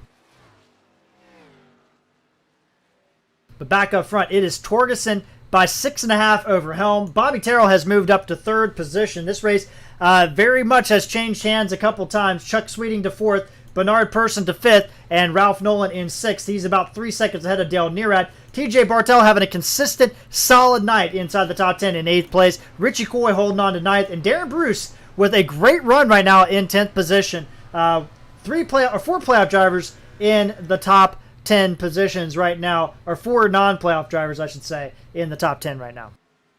And give a shout out to Rachel Hunt as she was able to get in front of your leader, and she's been able to maintain, even with getting into the wall with the number 13 machine. She's kind of not really pulling away from Torgerson, but she's staying in front of him. That's what she needs to do to be able to make her strategy work here. Right now, she's almost the only one on that strategy that's kind of in the plus from it. Yeah, 7-lap newer tires than Torgerson, but has definitely been a struggle for Rachel Hunt getting around some drivers on older tires. This track not an easy place to pass on right now. And as we go through, 83 laps to go here in the Southern 250. If you're just now joining us, we have had a green flag race so far in this race. We have 3 drivers out: Brian Bliss, Tony Solari, Gil Gog, and now Josh Mayu has joined them officially. John Held also out of the race now officially. So we have 30 drivers still leading, or still on the racetrack. Jeff Winter, the last of those drivers, and he has pulled his car officially to the garage. It looks like the 30 machine out of the race. And that's going to set up him to be in a pretty much a must-win situation for the next 2 races. Really going to have to do everything he possibly can. These drivers here, they're already struggling at this track, Jared. We've got pretty much 2 more short tracks coming up. This is definitely going to be an interesting round of the playoffs. Jeff Winter did dominate the spring Richmond race. Lost it at the end on a late race caution to Brody Hanna, who was able to outmuscle him there at the end. And it was really just a kind of a 5-lap shootout there that changed that whole race up. But he is definitely going to put some marbles in the bag. But Jeff Winter out of the race. That's going to leave us with 29 drivers still out. So Tracy Powers, John Held, Josh Mayu, Gil Gok, Tony Solari, Brian Bliss, all out of the race here tonight. Lane Allen in 29th. He is the last driver running. Oh, and Richie Coy up in the wall in front of him. Richie running in 9th position. Dean Doucette and Lane Allen had troubles on the first lap. As we get back to that race review, they had troubles on the first lap. Lane Allen spun the tires from second place. Dean Doucette ran into the back of him, and they have been playing catch-up all night. But with the attrition, they have been able to pick up a couple of positions, and these guys are going to persevere. They're actually on the same lap as Josh Johnson right now, which might be another position they could pick up. And Dean Doucette isn't that far off from Joshua Johnson. He is about 1.4 seconds behind him, but can see him in his window. So now he's got to do everything he can to get up there and get behind him. He's a little bit faster that lap, so definitely able to get that position. He's just got to kind of ride around here and do what he possibly can. But that is an incredible rebound for Dean Doucette. 3 laps down earlier, still not on the lead lap, but able to run around here and be able to get these positions at a critical time in this race. Richie Coy continuing to Troy Torgerson continuing to put the laps down and putting drivers a lap down, as he is now on the back bumper of our pole setter Richie Coy, who is in 11th position right now. So 11 cars on the lead lap, could be 10 here in the next few laps. Josh Mayu out of the race. He has joined us on the chat and rooting on his K2B drivers. He's got a driver up there in 9th position, Mr. Darren Bruce in the 06 machine, doing a great job for K2B, representing tonight. Mark Figueroa also inside the top 20, or was. He has just jumped out of the top 20, and he is in 25th. And he gets loose off turn number 4 as we jump on board right in front of our race leaders. And he wasn't the only one. Richie Coy did the exact same thing, and that got Troy Torgerson around him, leaving only 10 drivers on the lead lap. Rachel Hunt now your last car on the lead lap, and she can see Troy Torgerson in her mirror. She's having a little bit harder time getting around this traffic than Torgerson is in the 98. He's kind of letting her lead the way through them. And Chris, that's got to be a smart decision. I mean, that's got to be a massively smart decision. Let somebody else kind of be your pick as she's trying to get that advantage on these other drivers that pitted around the same time as she did. And he's just trying to put more and more cars a lap down. That he is. He's going to have the Josh Johnson 57 machine let him go by. Now he'll just follow him for a little bit, as Josh had just pitted. He's got fresh tires compared to the 98. He's going to try to keep up with him just to let him start going through this traffic, because he'll be a lot faster than Rachel is. So Josh Johnson, the 05, he is back in 26th position. Mark Figueroa on pit road and dropping positions currently. As pit stops have begun, our second round of pit stops, and some of these guys, this is their last pit stop of the night. Some of these guys, they still have one more. Nobody can make it from this exact lap with 76 laps to go. No, they certainly can't. And looking at the strategy, Brian Helm was trying to do that two-stop strategy as well. The problem is, Jared, he's still almost 6 seconds behind your leader. He's a little bit faster right now that they're in open air, both of them. But the problem is that 6 seconds, that's going to be incredibly difficult to make up, especially with all the traffic that they're going to run into. And Jared, this race running green like this is making it all that more challenging for a lot of these drivers. And if you look at our track map, we just brought that up. There is not really any spot. It looks like maybe around 19th and 20th, Bill Benedict and Sher Williford. There is quite a bit of gap in front of them. Sher Williford, nobody around him there, so quite a bit of gap there. But otherwise, you're pretty much in traffic if you're in the top 10 right now. That you are. The only person really that doesn't have anyone around them is your leader. And really, that's kind of playing into his advantage, Jared. He needs that clean air to be able to keep putting down these good lap times. Rachel Hunt all up in the wall again right in front of him. On board Darren Bruce, you see he is looking back at Troy Torgerson. He is in 10th place. Rachel Hunt has just gotten around him. We look out the front end, and you see Rachel Hunt making her move forward. Oh, he gets a little bit loose through the turn. And Chris, turn 1 and 2 is treacherous on old tires. But now the track temperature has dropped down quite a bit. We talked about at the beginning of the race, it was 92 degrees. Track temperature right now, 76, as Troy Torgerson, Darren Bruce lets Troy Torgerson go by. That he does. Didn't have much of a choice in that, as he got loose in the corner, and Torgerson was able to get around. Now Poliski on those fresher tires going to go around your leader to get one of his laps back. But man, this race, it's a completely exciting game watching these guys on different strategies. It has become a chess match here at the Southern 250 here at Full Throttle Sim Racing. First round of the playoffs, and we've already had some drivers have some bad nights. Jeff Winter is out. Dean Doucette is 3 laps down. He's trying to get one of those laps back the hard way, as he is only a couple car lengths behind our race leader. Troy Torgerson has led pretty much since lap 10. Richie Coy led the opening stanza of the race. Troy Torgerson then took over, and he has not looked back since. He has led all the laps except during pit stops so far tonight since that point. And he has got only 9 drivers on the lead lap, and he's coming up against another playoff driver, Wayne Grossi. Wayne Grossi back there in 21st position right now. Lets the leader go. Pulls over, lets him go to the outside, not giving up the preferred lane around this racetrack so that way he can get back up there. Now, Rachel Hunt, the 9th car on the lead lap, final car on the lead lap, she's trying to do everything she can now to get up to TJ Bartel and pass him, because now pretty much these 3 drivers, these 3 cars, their lap times are pretty equal around here. On board Rachel Hunt. You see right there, Rachel Hunt doing everything she can through the corner.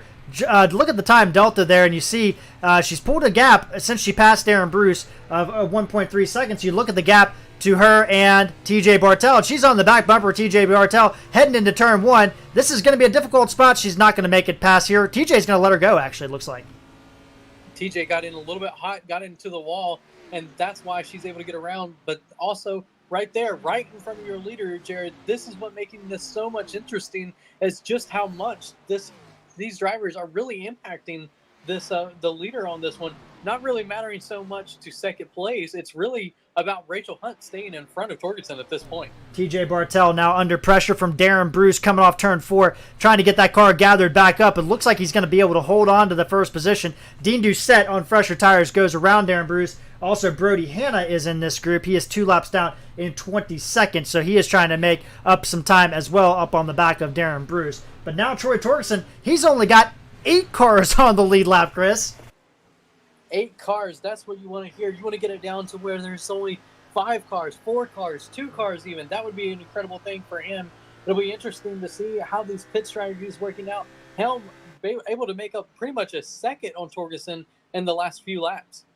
Yeah, let's take a look at our time delta graph here between our race leader, Brian Helm, and you'll see right there, gap 6.2. It has come down, but it looks like mostly, Chris, those are on laps that we've seen some traffic on that number 98 at Bruzy Raceway number for Frontline Esports there. I think we're going to see this graph swing back toward Troy Torgerson's favor coming across the line here. I think you're right, Jared. Just looking at the time delta, it looks like he's about 2/10 quicker, faster than your second place driver of Brian Helm in that 26 machine. It's really all about how these drivers are getting around the lap traffic here. That's going to play into the key to this race. At this point, Jared, it's all about how you're able to keep momentum when you get around these lap cars. Troy Torgerson did inch out the gap again. And we want to give Brian Helm his due. He is not a playoff driver, missed out on the playoffs by 6 points, but he is 5.5 seconds back right now. Not in any traffic, but he is catching up to 11th place Richie Coy now. Chuck Sweeting has caught up to the back. Or no, sorry, that is not Chuck Sweeting behind him. It's another green car. That is Chris Stouffer behind Brian Helm. Apologies about that. Chuck Sweeting is 6 seconds behind Brian Helm. 2 non-playoff drivers in your top 5 right now, taking away some points from our playoff contenders.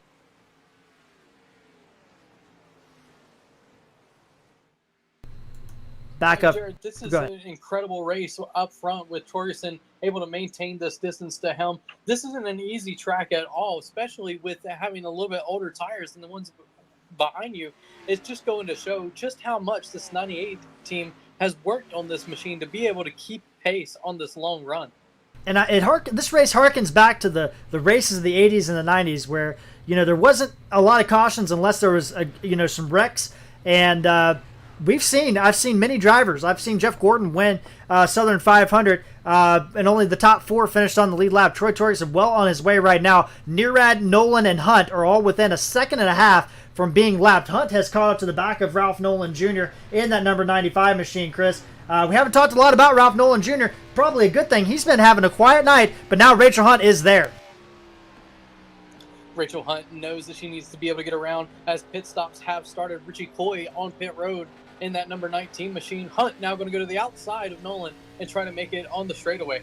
And it looks like Ralph Nolan's going to give her that spot in the Employeenomics number 95 machine as Ralph Nolan moves up into, or drops down to 8th place. Brody Hanna on fresh tires, also able to get one of his laps back from Troy Torgerson.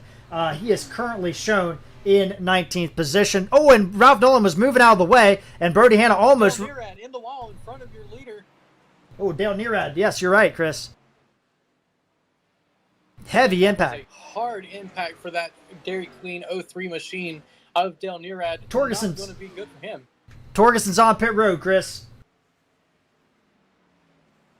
Going to give up the lead to Brian Helm. Now Helm's got to put down some quick laps so that he can make it to his next pit stop. My goodness, everything is going on in this race as we have reached past halfway, down to the final 60 laps of this race. It has gone by so dang quick. These guys are putting on a show. Brian Helm coming down pit road, Chris. That he is. This was about the lap that I was expecting. Maybe one more, two more out of the 26. He's going to say that he needs to be on the same tires, basically, as Troy Torgerson if he's going to have a shot. And, Jared, I don't know that that's going to help him to be able to get around them. Troy Torgerson, 4-tire stop, it looks like right now, Chris. He is down the way. Brian Helm on pit road. Chuck Sweeting on pit road. That's going to turn the lead over to Bobby Terrell. He's going to get his first bonus point of the night. That he is. That was what he wanted to do. Was not able to do so last time with Brian Helm staying out as long as he did. Able to make up for it this time to get that point. That's certainly going to play into his race here tonight. That's what these drivers need, Jared, is to be able to go out there and get as many points as he can. Now Terrell going to make it to pit road. Bobby Terrell, wide entry. Oh, my goodness. That looked hot, Chris. We'll have to keep an eye on that. I don't know for sure, but that one looked a little bit warm coming in. Certainly had both the front tires locked up, trying to get that thing slowed down. Rachel Hunt also on pit lane as well. And TJ Bartel from currently second place coming on pit road. Great pit entry for TJ Bartel. Chris Stouffer from third place coming in as well, right behind him, two non-playoff drivers. That's going to turn the lead over to, drum roll, it looks like Randy McCanny is going to be back up front. But he pitted one of the last drivers of the top 10 to come down pit road, Chris. He has got to make something happen now because he is only a second, it looks like about a second ahead of Troy Torgerson. Good news for Terrell fans. That number 5 machine was not speeding on the entry, Jared. So he's going to be able to get out there. He was just doing everything he can to get as much speed going into the pit lane as he possibly can. That's really using whatever you can to try to make up time on the guys in front of you. McCanny picks up his bonus point, lets Troy Torgerson go. So McCanny and McMullen, I should say, they were the last two drivers to come down pit road last time, and now they are in second and third. We expect them to come down any time in the next 5 to 6 laps, but this is... Chris, I think all the drivers are pitting right around this area. I think they can make it from here, if I'm not mistaken. Andrew Poliski in the background, very loose off turn number 2, holds on to the number 96 machine. McCanny's in.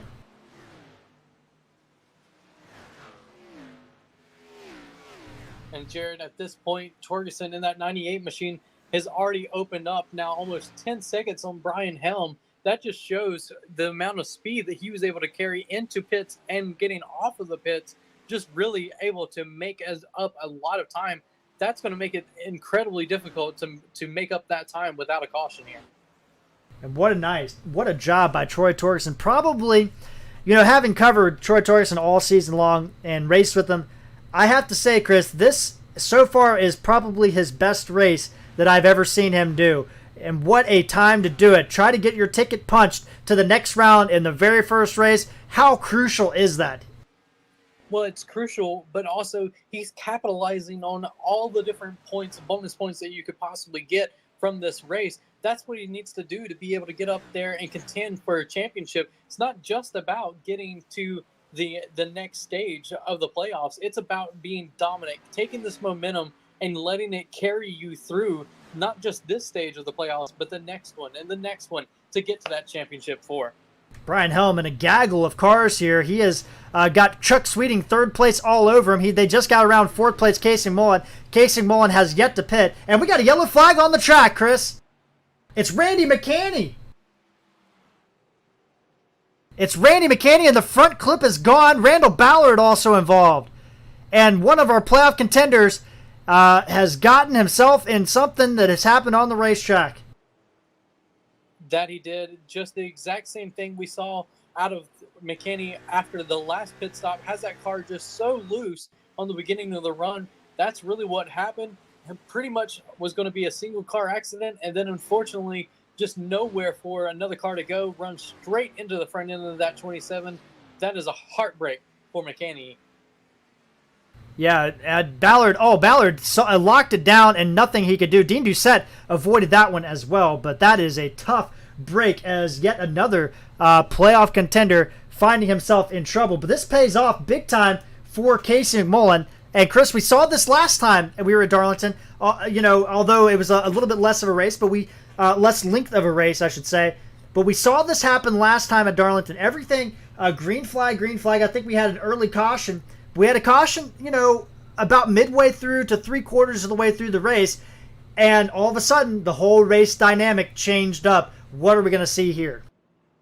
Well, the interesting thing, Jared, is a couple of drivers elected to stay out. Not coming to pits there. This is going to be interesting for those drivers. Chuck Sweeney is now going to be in the lead with Bernard Person behind him. 3 drivers came down pit road. Torgerson, Helm, and McMullen all came down pit road. That was it from our top 5 position. We knew McMullen would. This pays off dividends for Case McMullen by stretching his field because he was probably looking at maybe a 15th place finish here tonight. Chuck Sweeting elects to stay out. And the reason being, Chris, if I'm not mistaken, that traps some drivers a lap down. If he elects to stay out, it's going to trap Chris Stouffer and Andrew Poliski in 13th and 14th a lap down, which those guys, that's fine. They're not playoff drivers. But it's going to force, some drivers to take a wave round. Richie Coy electing not to take a wave round. He's going to come down pit road now, Chris. Yeah, tires just matter that much here at this racetrack. Doesn't seem like it's going to make a lot of difference. The one person that's going to benefit from this looks like Rachel Hunt in the 16. She's going to be the first car 1 lap down when this all gets settled back in. She's going to hope for a quick caution here, so she'll be able to be in contention for this race. Definitely unlucky for her that she's now in 12th still, but trapped 1 lap down. And I'm trying to determine who that lucky dog was, and I believe the issue is that Randy McCanny would have been that lucky dog position when that caution came out. So I don't believe anybody got the lucky dog, so that's going to put Rachel Hunt, unfortunately, in that 12th position and a 1 lap down, stuck behind Chuck Sweeting. Bobby Terrell all stayed out. Troy Torgerson moving up to the front of this field, Chris. He actually will restart in second behind Chuck Sweeney. I do believe so, Jared. He'll be in the second row, but he will be. He's still scored behind Terrell in the 5. So he's still going to be right up there. And these drivers with the older tires, I don't know that this is a good call by staying out. Really now, you didn't gain anything at all. Maybe 1-2 positions, but your tires are about 10 laps older than Torgerson, who's already shown that he's been the dominant car on the night. And it's been interesting. Several drivers. So Ralph Nolan Jr. is going to take the wave around.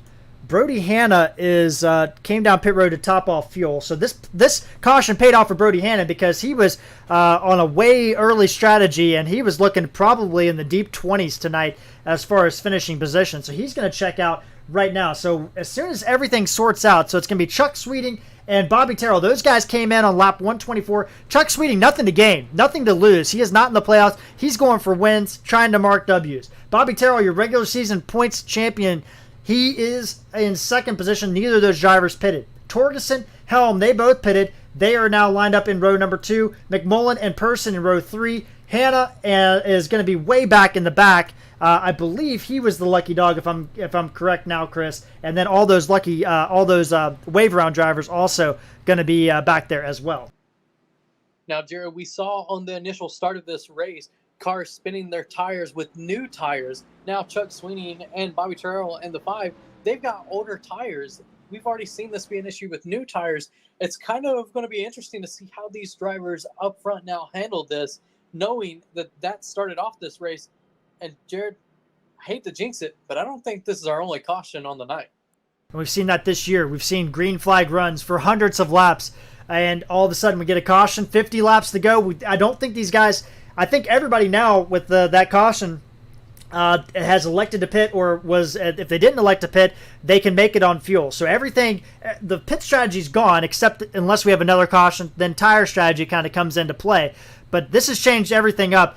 Casey Mullen and Brody Hanna now in the fight here a little bit. And now we have, Darren Bruce, Kevin Rupert in the top 10 for the first time tonight, for Rupert at least. Neerad Hunt, they're chopped a lap down. So, Chris, this is going to be an exciting restart and exciting finish to the first playoff race.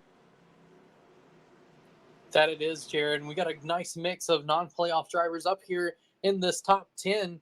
And it'll be interesting to see what happens on this restart. It's going to be a difficult one. And we'll just have to keep an eye as the pace car darts down to pit lane. Chuck Sweeting, Bobby Terrell, they're going to hold it down on the front row on 10-lap older tires. Green flag is back out here at the Southern 250. 50 laps to go when they hit the line. Brian Helm spun the tires but keeps the 26 car under control and moves on. Chuck Sweeney gets a little bit of a lead there over Terrell in the 5. Torgerson easily able to get in the third position right in behind him. Good job by most of these drivers here not spinning the tires up front. But, Jared, there it is. You see it. Torgerson going for that second position, easily taking it away from the 5. Troy Torgerson back into the second position, and now he's only got a little bit of time before he's caught up to Chuck Sweeting. And Brian Helm trying to stay with Torgerson. He's going to move underneath Bobby Terrell for third position.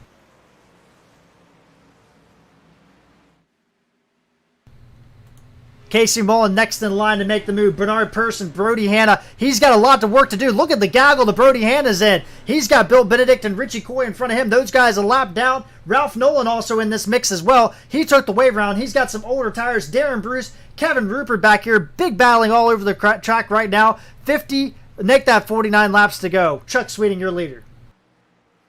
Chuck Sweeney, your leader. And Jared, up front here, he's not anything to like snub your nose at. He's putting down pretty respectable lap times, even with those older tires. And he is doing a very good job right now. You see the pit laps there. That's no longer relevant, but these guys doing a great job right now. And you see the top speed. Look at Sweeting, only 186 miles an hour that last lap, Chris. Torgerson 189. He is cooking trying to catch up to Sweeting, but Sweeting doing a great job. Half a second still. Torgerson not able to close that gap down. I'm surprised. No, he's not. Sweeting's really able to make that car run through the middle of the corner really well with those older tires, and really their lap times are pretty identical here, Jared. And that is not what Troy Torgerson needed, because he had this race in the bag. I mean, in control. I don't think anybody wants to say in the bag until it's the white flag coming to the checker flag. But you look at the last lap time, Chuck Sweeting and Brian Helm, the two fastest drivers on the track, 28.6s for both of those drivers. Torgerson a 28.77. Chris, did he make an adjustment maybe on pit road that has influenced the handling? It's certainly a possibility here. But you can see it. I mean, these drivers, they're doing everything they possibly can to get as much as they can out of this. I honestly expected a quick caution here, and we're pretty certain that Rachel Hunt was expecting one too back there in 12th with that 16 machine. And Chris, could you verify on Troy's pit stop, if you have a chance, did he get all 4 tires on that pit? Yeah, he got all 4 tires, Jared. All right, so Troy Torgerson, there was maybe some thought in amongst the chat there that maybe he didn't take 4 tires. Just wanted to double check there, if he just came in and got a couple of tires or something like that. But Chuck Sweeting leading that gap now coming down. Troy Torgerson's found his groove. Found his groove. Not used to having a car in front of him that was as fast as him. But one thing to note, Brian Helm in that 26 machine, he isn't letting Torgerson get away from him this go around. It's deja vu all over. If you watched the spring race back in May, Brian Helm dominated that race, led 93 of 146 laps, and lost it late. Ended up finishing third in that race after Bernard Person passed him for second. But dominated this race. Troy Torgerson got around him with about 30 laps to go, about 15 laps to go, according to my notes, and ended up winning, getting his own first and only so far Cup Series win. Brian Helm still searching for his first Cup win. As we talked about at the top of the show, missed the playoffs by 6 points last week. This would be a big redemption for Helm if he's able to win it, but Troy Torgerson would like to punch his ticket to the next round. That he has been the dominant car all night. In the last few laps, he was a little bit faster, but that last lap, Sweeney was actually faster than Torgerson by 0.03 of a lap. And Sweeting won the Xfinity Series race here on Thursday night, so we know that Sweeting can get around there, but Torgerson is on the back of that Gator Racing number 75 machine. He may have been able to catch him and get up to the bumper, but we've seen how difficult it is to pass cars that are just as fast as you. Torgerson really going to have to work to get around Sweeney. Chuck Sweeting just going for skins, for W's, for marks, whatever you want to call it. Troy Torgerson going for a championship, trying to punch his ticket to the next round, the round of 12 in the first race. Excuse me. And right now, Chuck Sweeting doing a great job holding off the 98 machine who's been so dominant, but now Torgerson is underneath him, Sweeting in the wall. Sweeney getting up into the wall. That's going to give Torgerson the momentum on the straightaway. Easily going to take the round. Now Helm going to look to the inside.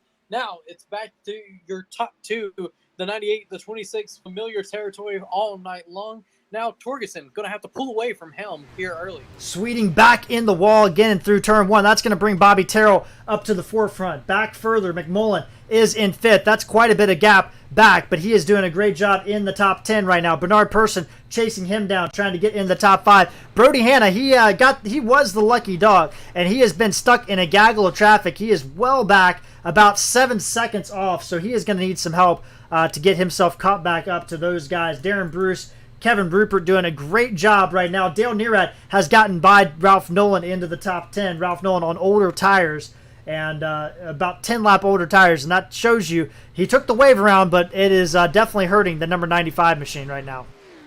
You mentioned Brody Hanna in that 23 machine. He's really done an incredible job of making the most of this race here tonight. Up 28 positions on the start here in that machine. He's really done it kind of quietly all night, Jared.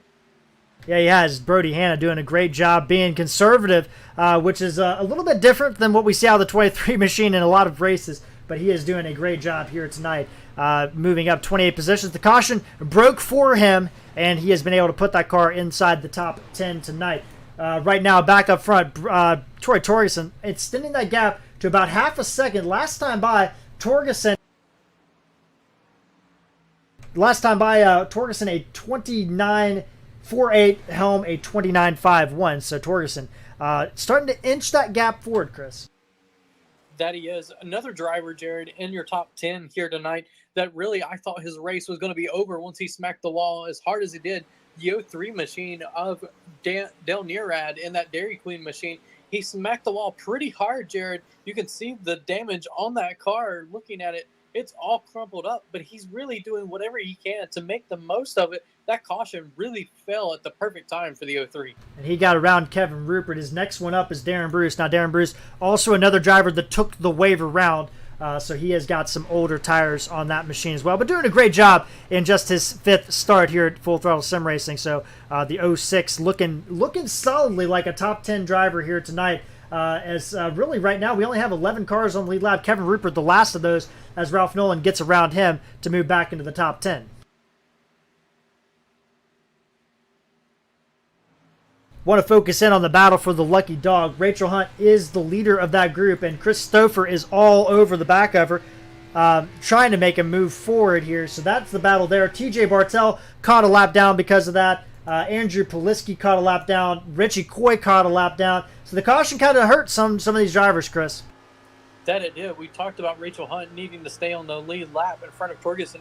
She did her part, but unfortunately the caution fell just the wrong time for her. She needed it to go green all the way through. Did not work.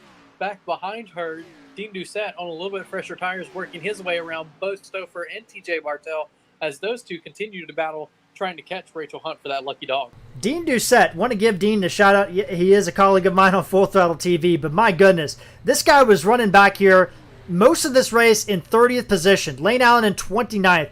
and the caution broke for Dean Doucette. He was able to come down pit road, get some fresher tires, and now he's all of a sudden racing with some drivers. He passed Sherwood Williford. That was for position. His next guy up is Chad Lang. He is unfortunately a lap ahead of him, but Dean Doucette has turned this race from, finishing back in the 30s, could have given up, persevered, and he is trying to salvage a top 20 finish out of tonight. What a job by the 29 machines. He barely scrapes the wall in 3 and 4. Definitely earning his Darlington stripe there, Jared. And that car, as much damage as it had at the start of this race, pretty much looks pretty close to repaired now at this point. And I honestly had counted him out as far as this race. I purely thought he was going to end up in the bottom 30s of this race, really doing whatever he can to really just get up here and make battle that he possibly can. So congrats to that machine doing everything they possibly can on that team to get him back up here and to earn the playoff or earn points in this playoff battle.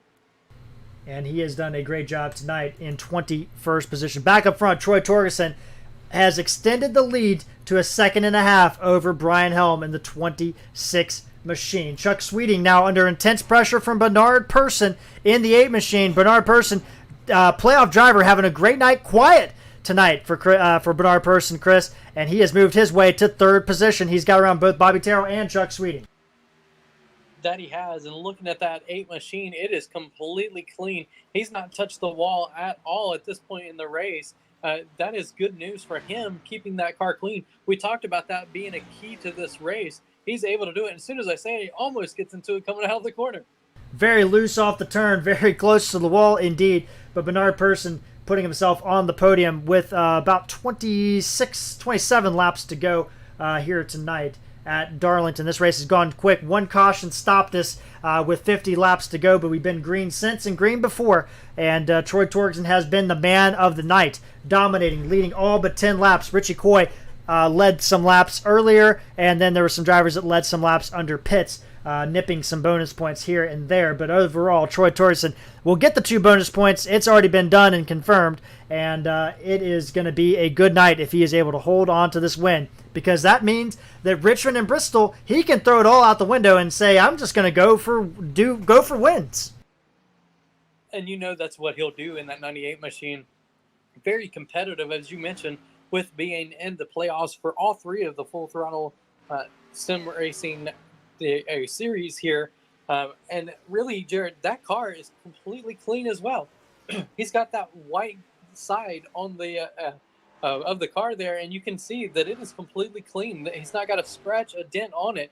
Whereas if you look back behind him at Brian Helm has definitely got into the wall a couple of times. That car's a little beat up on the right side. Still got pace, but maybe that's the difference between these 2 drivers. Steve Loomis has joined us. He's the owner of Blackwater Motorsports out there in the chat. He's rooting on Casey Mullen, the highest running driver for that team in the 71 machine. And Casey, pit strategy worked out for Casey. He stretched out long, and he was able to stay out there. He is now in 6th position. Great points night for him if he's able to hold on. His teammate, Dean Doucette, right behind him. That is not a battle for position. Dean trying to chase down Chad Lang. That gap between Chad Lang and Dean Doucette now down to 17 seconds. Dean Doucette might catch him by the end of the race. But back up front, it's all Troy Torgerson, Brian Helm out there as well. 2 seconds now, and Bernard Person is catching both of these drivers, Chris. 25 laps. There's still an opportunity for Bernard Person, or is it over? I think that at this point, the top 2, they're really kind of just trying to race each other. They're not even thinking about Bernard Person in that 3rd position. But you mentioned it, he is closing down a little bit, but I don't know that it's enough. I mean, it keeps fluctuating about a 10th a lap, so it's still, he's got some speed, but he's not consistently faster than the guys in front of him. And he is catching up Brian Helm pretty quickly. That gap down to a 2nd now, and that is a teammate. I don't expect Brian Helm will hold up Bernard Person at all if he's able to get there before the end of this race, at least for the points. If it's down to the last little bit, Bernard Person could use the points. Brian Helm basically just trying to fight with Jeff Chandler for 16th or 17th position in the points right now. But checking in on some other drivers, Chuck Sweeting, he led a little bit here tonight after that caution, doing a great job in 4th place. Bobby Terrell, the regular season champion, Chris, I feel like we haven't talked about him enough. Clean car, 5th place. This is a Bobby Terrell-esque night. It's very quiet, but a good run. Well, both him and Chuck Sweeney are on those 10-lap older tires than the rest of the guys are racing right now, and they're able to maintain, Jared. That is a critical thing for these drivers, especially knowing that Terrell is in the playoffs. He kind of took a risky move, and really it did not hurt him as he was running in about the top 8 drivers all night. So if anything, it's a little bit of a net gain for that 5. And he's done up 4 positions, so a good race for him tonight. We talked about Casey Mullen. Dale Nearad scraping the wall as we come up on him, loose off turn 3, but despite all that, he is in 7th place. But Chris, he has lost a ton of time. You were talking about him earlier, but Brody Hanna and Ralph Nolan have both caught up to him. Yeah, he's definitely got a little bit of damage to the front of that car, and I think that's really playing into his race here tonight. Bernard Person now all over the back of Helm in that 26 machine. And looking at these two drivers, Bernard Person, he's just able to comfortably drive that car. And it looks like Helm maybe have made a little bit of adjustment to that car in that last pit stop, and it's not working out for him. Helm is definitely not on the throttle nearly as much. He's going to pull down the inside, lets his teammate go. So I figured that would happen. And Bernard Person now free reign to chase down Troy Torgerson. But 3.3 seconds, 20 laps. I don't know what can happen, but that's going to be a tough gambit for Bernard Person to overcome. And looking at the last lap times, he's been almost a tenth faster than Torgerson for 3 of the 5 laps. And then the last 2, while he was battling Helm, is a little bit slower. Pretty much lost all the time that he had been gaining on Torgerson. But now he's got clear view in front of him. He's going to do everything he can to try to catch Torgerson. And he is reeling him in, Jared, almost the 2/10 that lap. And he is definitely doing it. Bernard Person, the best average finish out of all FTSR Cup Series drivers. In 3 races, he has finished no worse than 4th place, and he has won twice. Oh, he almost got in the wall. He might have, Chris, but Bernard Person can get his way around Darlington and get the job done. The 8 machine slowly, methodically, hasn't led any laps. He hasn't been in the top 5 until that last caution, and all of a sudden, here he is, 2nd place. We talked about it early, that needing to be there at the end. Now he's here. He knows there's only 16 laps or 17 laps to go. He's got to do everything he possibly can to get up there and battle with Torgerson. Torgerson now running about equal that lap, and I think that's just because we saw Person got up into the wall there, or at least got really close to it. Now, how much harder do you think he's pushing, knowing that he's 2nd place here? He wants to get up here and take the win away from Torgerson, punching his way to the next round of the playoffs. Well, I think he's going to have to punch a little bit harder because Troy Torgerson is just doing just enough right now. Let's take a look at that time delta, and you see it. I mean, 3.3, now it's down to 3.1 at the line. So that is not really working toward Bernard Person right now, hovering around 3.2 most of this last 5 or 10 laps. And these drivers, they're eventually going to catch up on some lap traffic here. Right now, they're able to pick them off one at a time. But once they get up to the 24, 20, and 10, it's going to be a little bit harder. Sorry, those are positions, not actual numbers of the cars. They're going to be a little bit harder to get around here, Jared. So keep an eye. We still may see lap traffic come into play here. Yeah, we could, and we definitely are getting into that point. You look at some of these drivers right now. We got a few drivers. We've lost somebody. Troy Torgerson has... he's back on now, so we are good. He's had a little bit of a connection issue tonight. Definitely he's throwing a little bit of a panic, I'm sure, to his team owner out there who's watching when he he drops a little bit there. But that gap, Chris, last time by, Bernard Person, very slow through 3 and 4, and now that gap is up to almost 4 seconds in just 1 lap. And that could just be from Person trying that much harder, trying to overwork the car and really not working out for him. Now he needs to really settle back in. He's got a Helm closing in on him. He needs to really get back into his groove so he can get up there and just really hang on to the 2nd position at this point. Looking back in the rest of the field, giving Darren Bruce a shout out, having a great run, his best run so far this season at a very difficult track. He is in 10th place. Ralph Nolan has moved around him into 9th. But Chris, Dale Nearad, he got chased down by Brody Hanna, Ralph Nolan, those guys, and then all of a sudden he just found another gear and took off from him.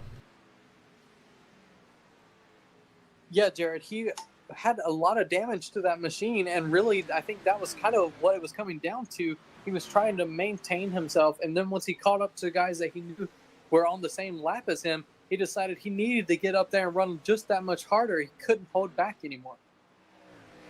Dale Nearad in 7th position. 12 laps to go at the track.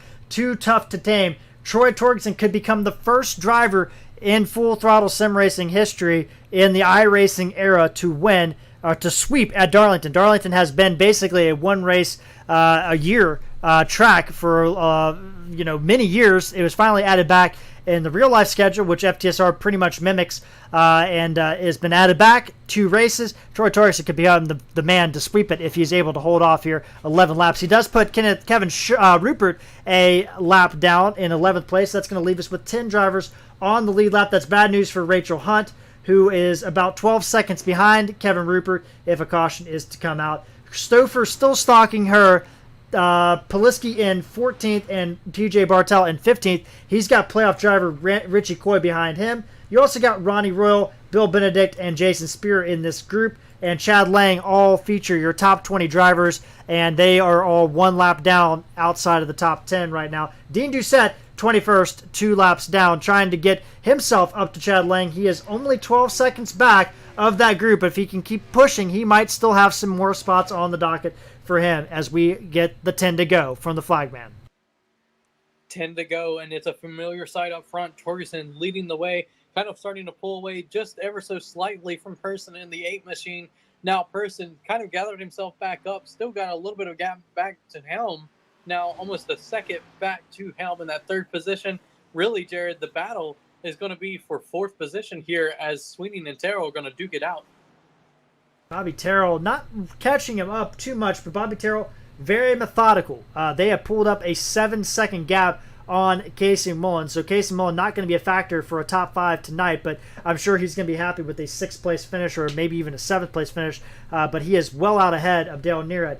And I think the other battle, Chris, we talked about, Dale Nearad again caught back up by Brody Hanna. Also, Ralph Nolan checking his nose in this picture. I think we're going to have a couple battles as this race comes down to 8 laps to go. That we will, and Brody Hanna really doing an incredible job here tonight to make up all those positions, up 27 positions on his starting spot. He can see Dale Nearad in front of him, and he's really kind of just inching closer to Nearad. That last lap, though, he was almost 4/10 faster than Nearad.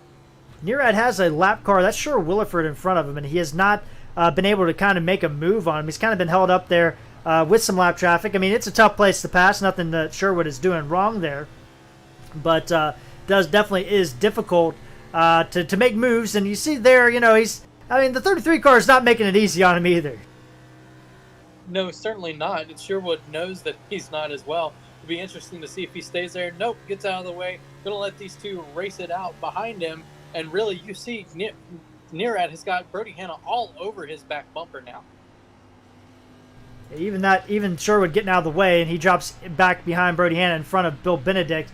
Williford is only racing right now. It looks like Wayne Grossi, who has not had the night to remember as well, as he is in 23rd position. Dale Nearad, you see, looking out the back of that machine. 5 laps to go. Nearad, great move through turn number 1, though. He is able to pull out a little bit of a gap there on Brody Hanna.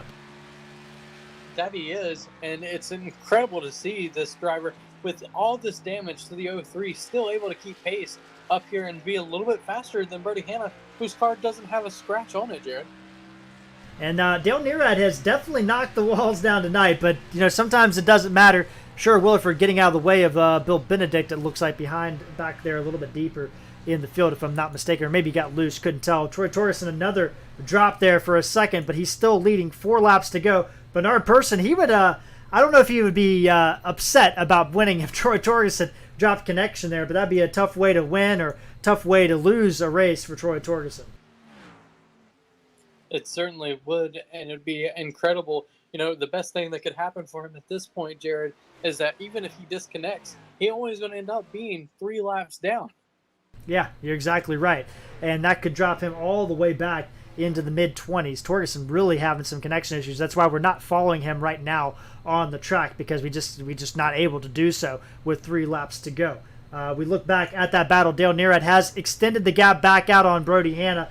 Brody Hanna, I think he gave everything he had to try to catch Dale Nearad, and I don't think that there was anything left in the 23 machine right there. 2 laps to go across the line right now. Ralph Nolan also in this group, but he is quite a ways back from Brody Hanna. That position looks to be safe there for Ralph Nolan. Darren Bruce, he is well inside the top 10. He's just going to ride out these last couple laps and get a nice run for K2B Motorsports. Rupert a lap down. He's 8 seconds ahead of Rachel Hunt. If a caution was to come out, he would be that lucky dog position. And Dean Doucette is still 12 seconds behind Chad Lang. So the gap has not decreased between 21st and 20th, unfortunately, for Dean Doucette. Back up front, white flag in the air. Troy Torgerson leading and dominating tonight at Darlington. What more can you say, Chris?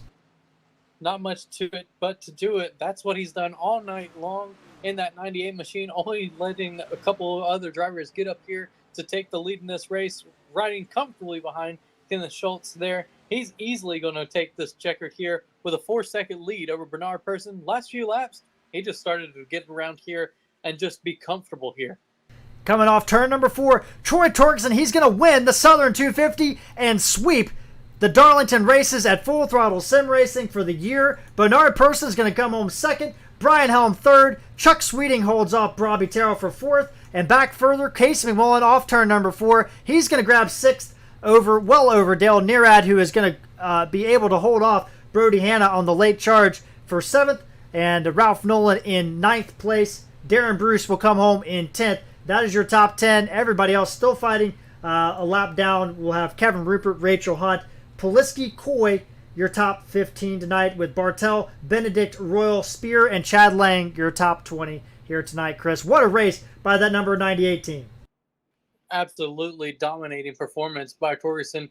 But Jared, a lot of different things played out in this race. We talked about how you had to avoid driver error in our keys of the race. A lot of playoff drivers found that hard to do here at the Lady in Black.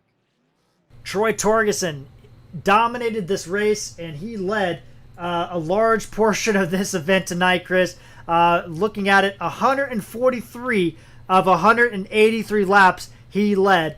Chuck Sweeting led a further 13, so did Richie Coy, and then Brian Helm with 5, and then a smattering of other drivers with a couple or one lap there. But Troy Torgerson dominating, punches his ticket to the round of 12. We'll catch up with him here in a minute and all the rest of the top 3 finishers here tonight at Darlington, as we're going to take a quick commercial break here tonight.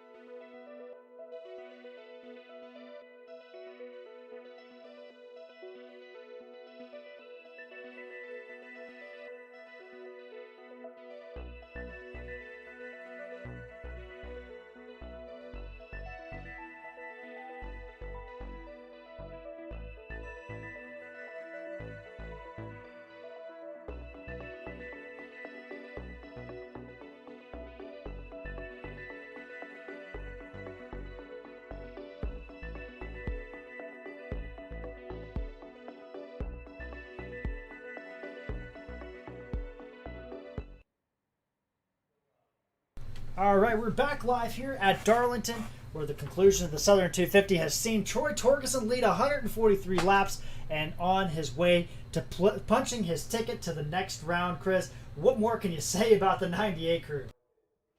Just an incredible race to start the playoffs for Troy Torgerson in that 98 bunch. He tried to prove me wrong. I said that he was going to lose speed throughout the night as the track got cooler. Not the case with the 98. Just did nothing but gain momentum throughout the entire race. Best lap, 137. So definitely proving me wrong. Did a lot of things right here tonight, but the best one leading 143 laps. Yeah, exactly right, Chris. I couldn't have said it better. What a dominant performance. And you look at that, Troy Torgerson, 3,012 points. He's punched his ticket to the next round. And you see everybody else, Tim Bills, did not race tonight, so he is going to drop all the way back to 16th position. But we're going to hear from our top three finishers here tonight, and I've caught up with one of those drivers, the number 26 machine of Mr. Brian Helm. Brian, what a race here tonight. You tried to play spoiler, came up a little bit short there.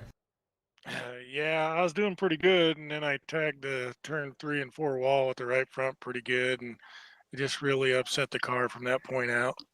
Well, Brian, you have been a driver that we look to at these tough, difficult tracks. I mean, it was you and Troy Torgerson back in the spring. You led 93 of the 146 laps, but lost it there at the end and finished third. Another third here tonight. What makes this track kind of fit in your wheelhouse?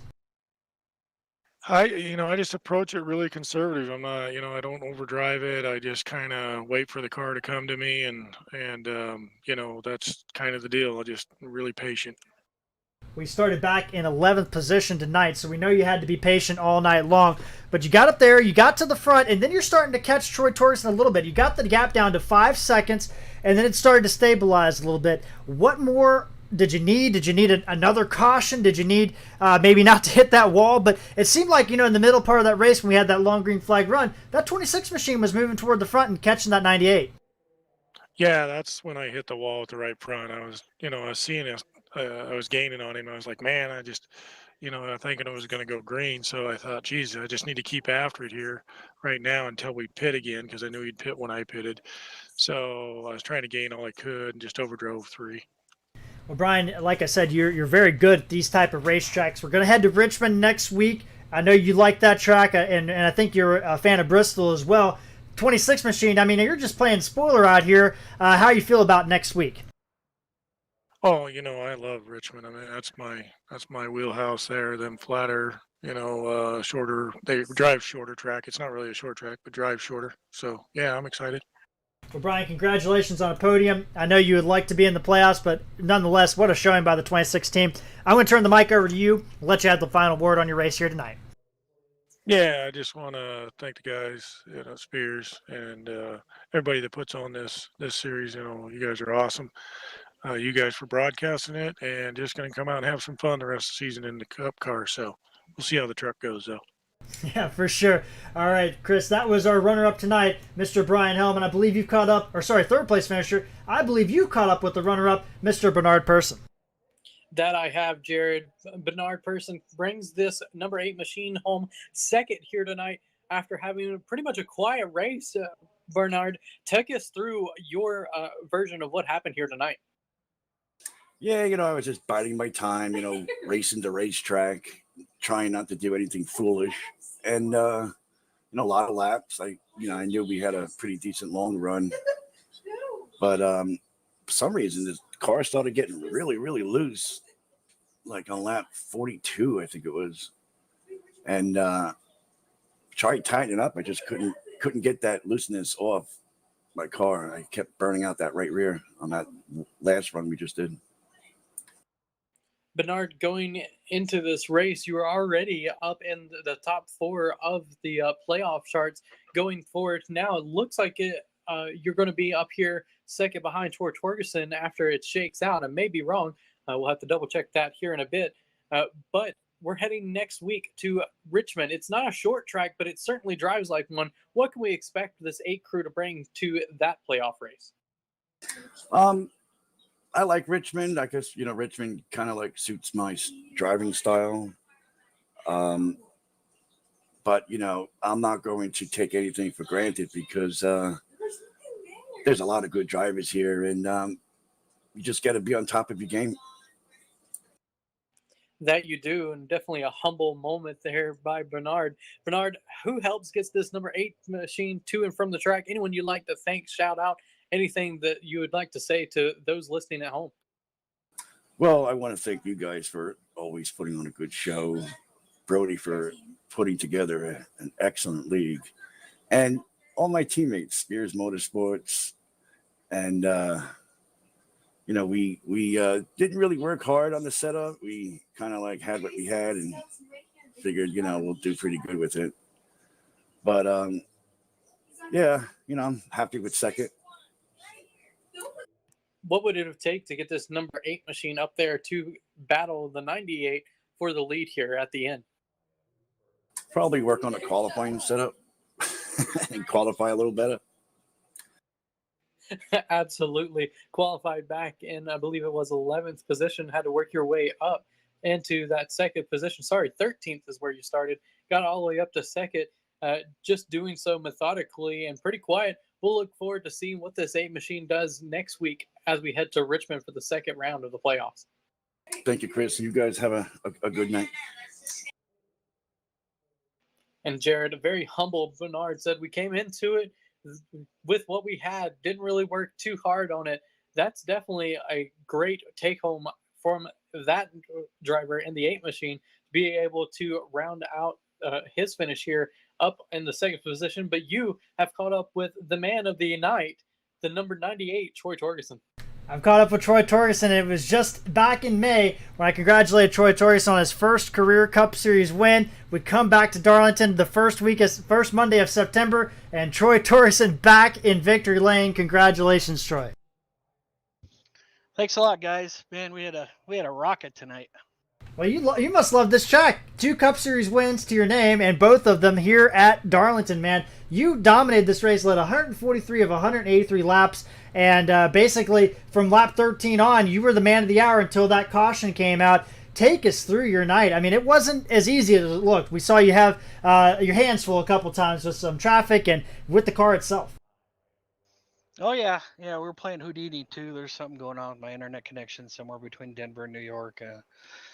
It started happening about a month or 2 ago, and did some trace certs on it, and there's nothing I can do. I've contacted the ISP, but yeah, we had a fast car when we were out front there, able to put a gap on some of the guys, second and third there, and come up. Lap traffic is, the groove is the groove, and anytime you're out of the groove trying to make a low pass or a high pass side by side, it's really difficult here. But guys did a lot. There was some close calls, some cars getting sideways and together in front of me there, or scraping into the wall there, getting their stripe. But we were able to maneuver through it and bring it home.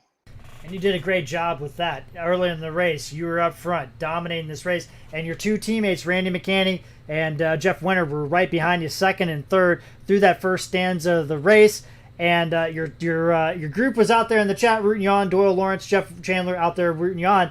But unfortunately, Jeff Winter and Randy McCanney, they kind of fell off, got some issues. Randy McCanney brought out a caution. Did you feel like you were next on the bullseye? Do you think Darlington just had it out for the Frontline Esports group tonight? Well, I was hoping to not. That's unfortunate what happened to Randy and Jeff there. We didn't talk much about it. I'm sure we'll talk more about it tomorrow. But yeah, we all put a lot of time in on this set, man, and it's the base set that Bill built for us back in the spring, and he did a hell of a job on it. We didn't do much tweaking to it, to be honest with you, and it rose to the top again. Well, Troy, this is, I think, the most important question. You got the win at Darlington. The points are reset for you. You're going to, no matter what happens the next 2 weeks, you're still going to end up with 3,000 and some change on the point standings, or actually 3,015 exactly is what it is. How do you approach Richmond next week? Is it just go for broke, or is it, you're still trying to maybe do some testing, or, how are you feeling about Richmond? I run decent at Richmond, and yeah, we come here to race, man. We're gonna try to win these races and hopefully keep the car in one piece going straight. Got a pretty good team under us, and we've had a pretty good team all year, and us alliance with joining Frontline Esports is just man, it's just so awesome, man. I mean, these guys are great. That's good to hear, Troy. But are you able, I guess my question is that, are you able to kind of shift your focus and look ahead to Las Vegas now that you've punched your ticket there? Are you going to start working on that track? Oh yeah. Yeah, we're gonna prepare every week. I'm gonna prepare for Richmond, and then what do we got? Bristol, and we're gonna put the work in at Vegas too, so we can try to punch our ticket early and move on again. All right, Troy. Well, congratulations on your second career Cup Series win, both of them at Darlington. I don't think many drivers can claim that fame, but I'm going to turn the mic over to you, let you have the last word on your race here tonight. Thanks, guys. First off, I got to thank my team, Frontline Esports. What a great team. Great bunch of guys. I got a Bruzies on the car. Gary Griffiths painted the car for us, and looks great out there. I absolutely love it. Got to thank you and Chris for putting on a whale of a broadcast every week. Darkmatter Designs, of course, for sponsoring the series, and Brody for putting on a whale of a league here, man. We just went 183 laps at Darlington with one caution, so that's pretty proud to be. You got to be pretty proud of that. And definitely true. Well, Chris, that was Troy Torgerson, the winner tonight, the dominating winner. And we take a look at those point standings. As we said, Troy Torgerson into the next round. He's going to wind up with 3,015 points. But you look at the rest of this table here, Chris. Bernard Persson now has a 47-point lead over Tim Bills. And you look at that cutoff line. Jeff Winter and Randy McCanny both below that cutoff line. Dean Doucette able to salvage some points, finish 21st, puts himself in 10th place heading into next week at Richmond. It's all about maintaining those points and those positions on the track. Every single position matters just that much in these playoffs. Dean Doucette really capitalizing on his night here tonight. But I kind of mentioned something. You're interviewing Troy Torgerson. You ask him about the next 2 weeks at Richmond and Bristol.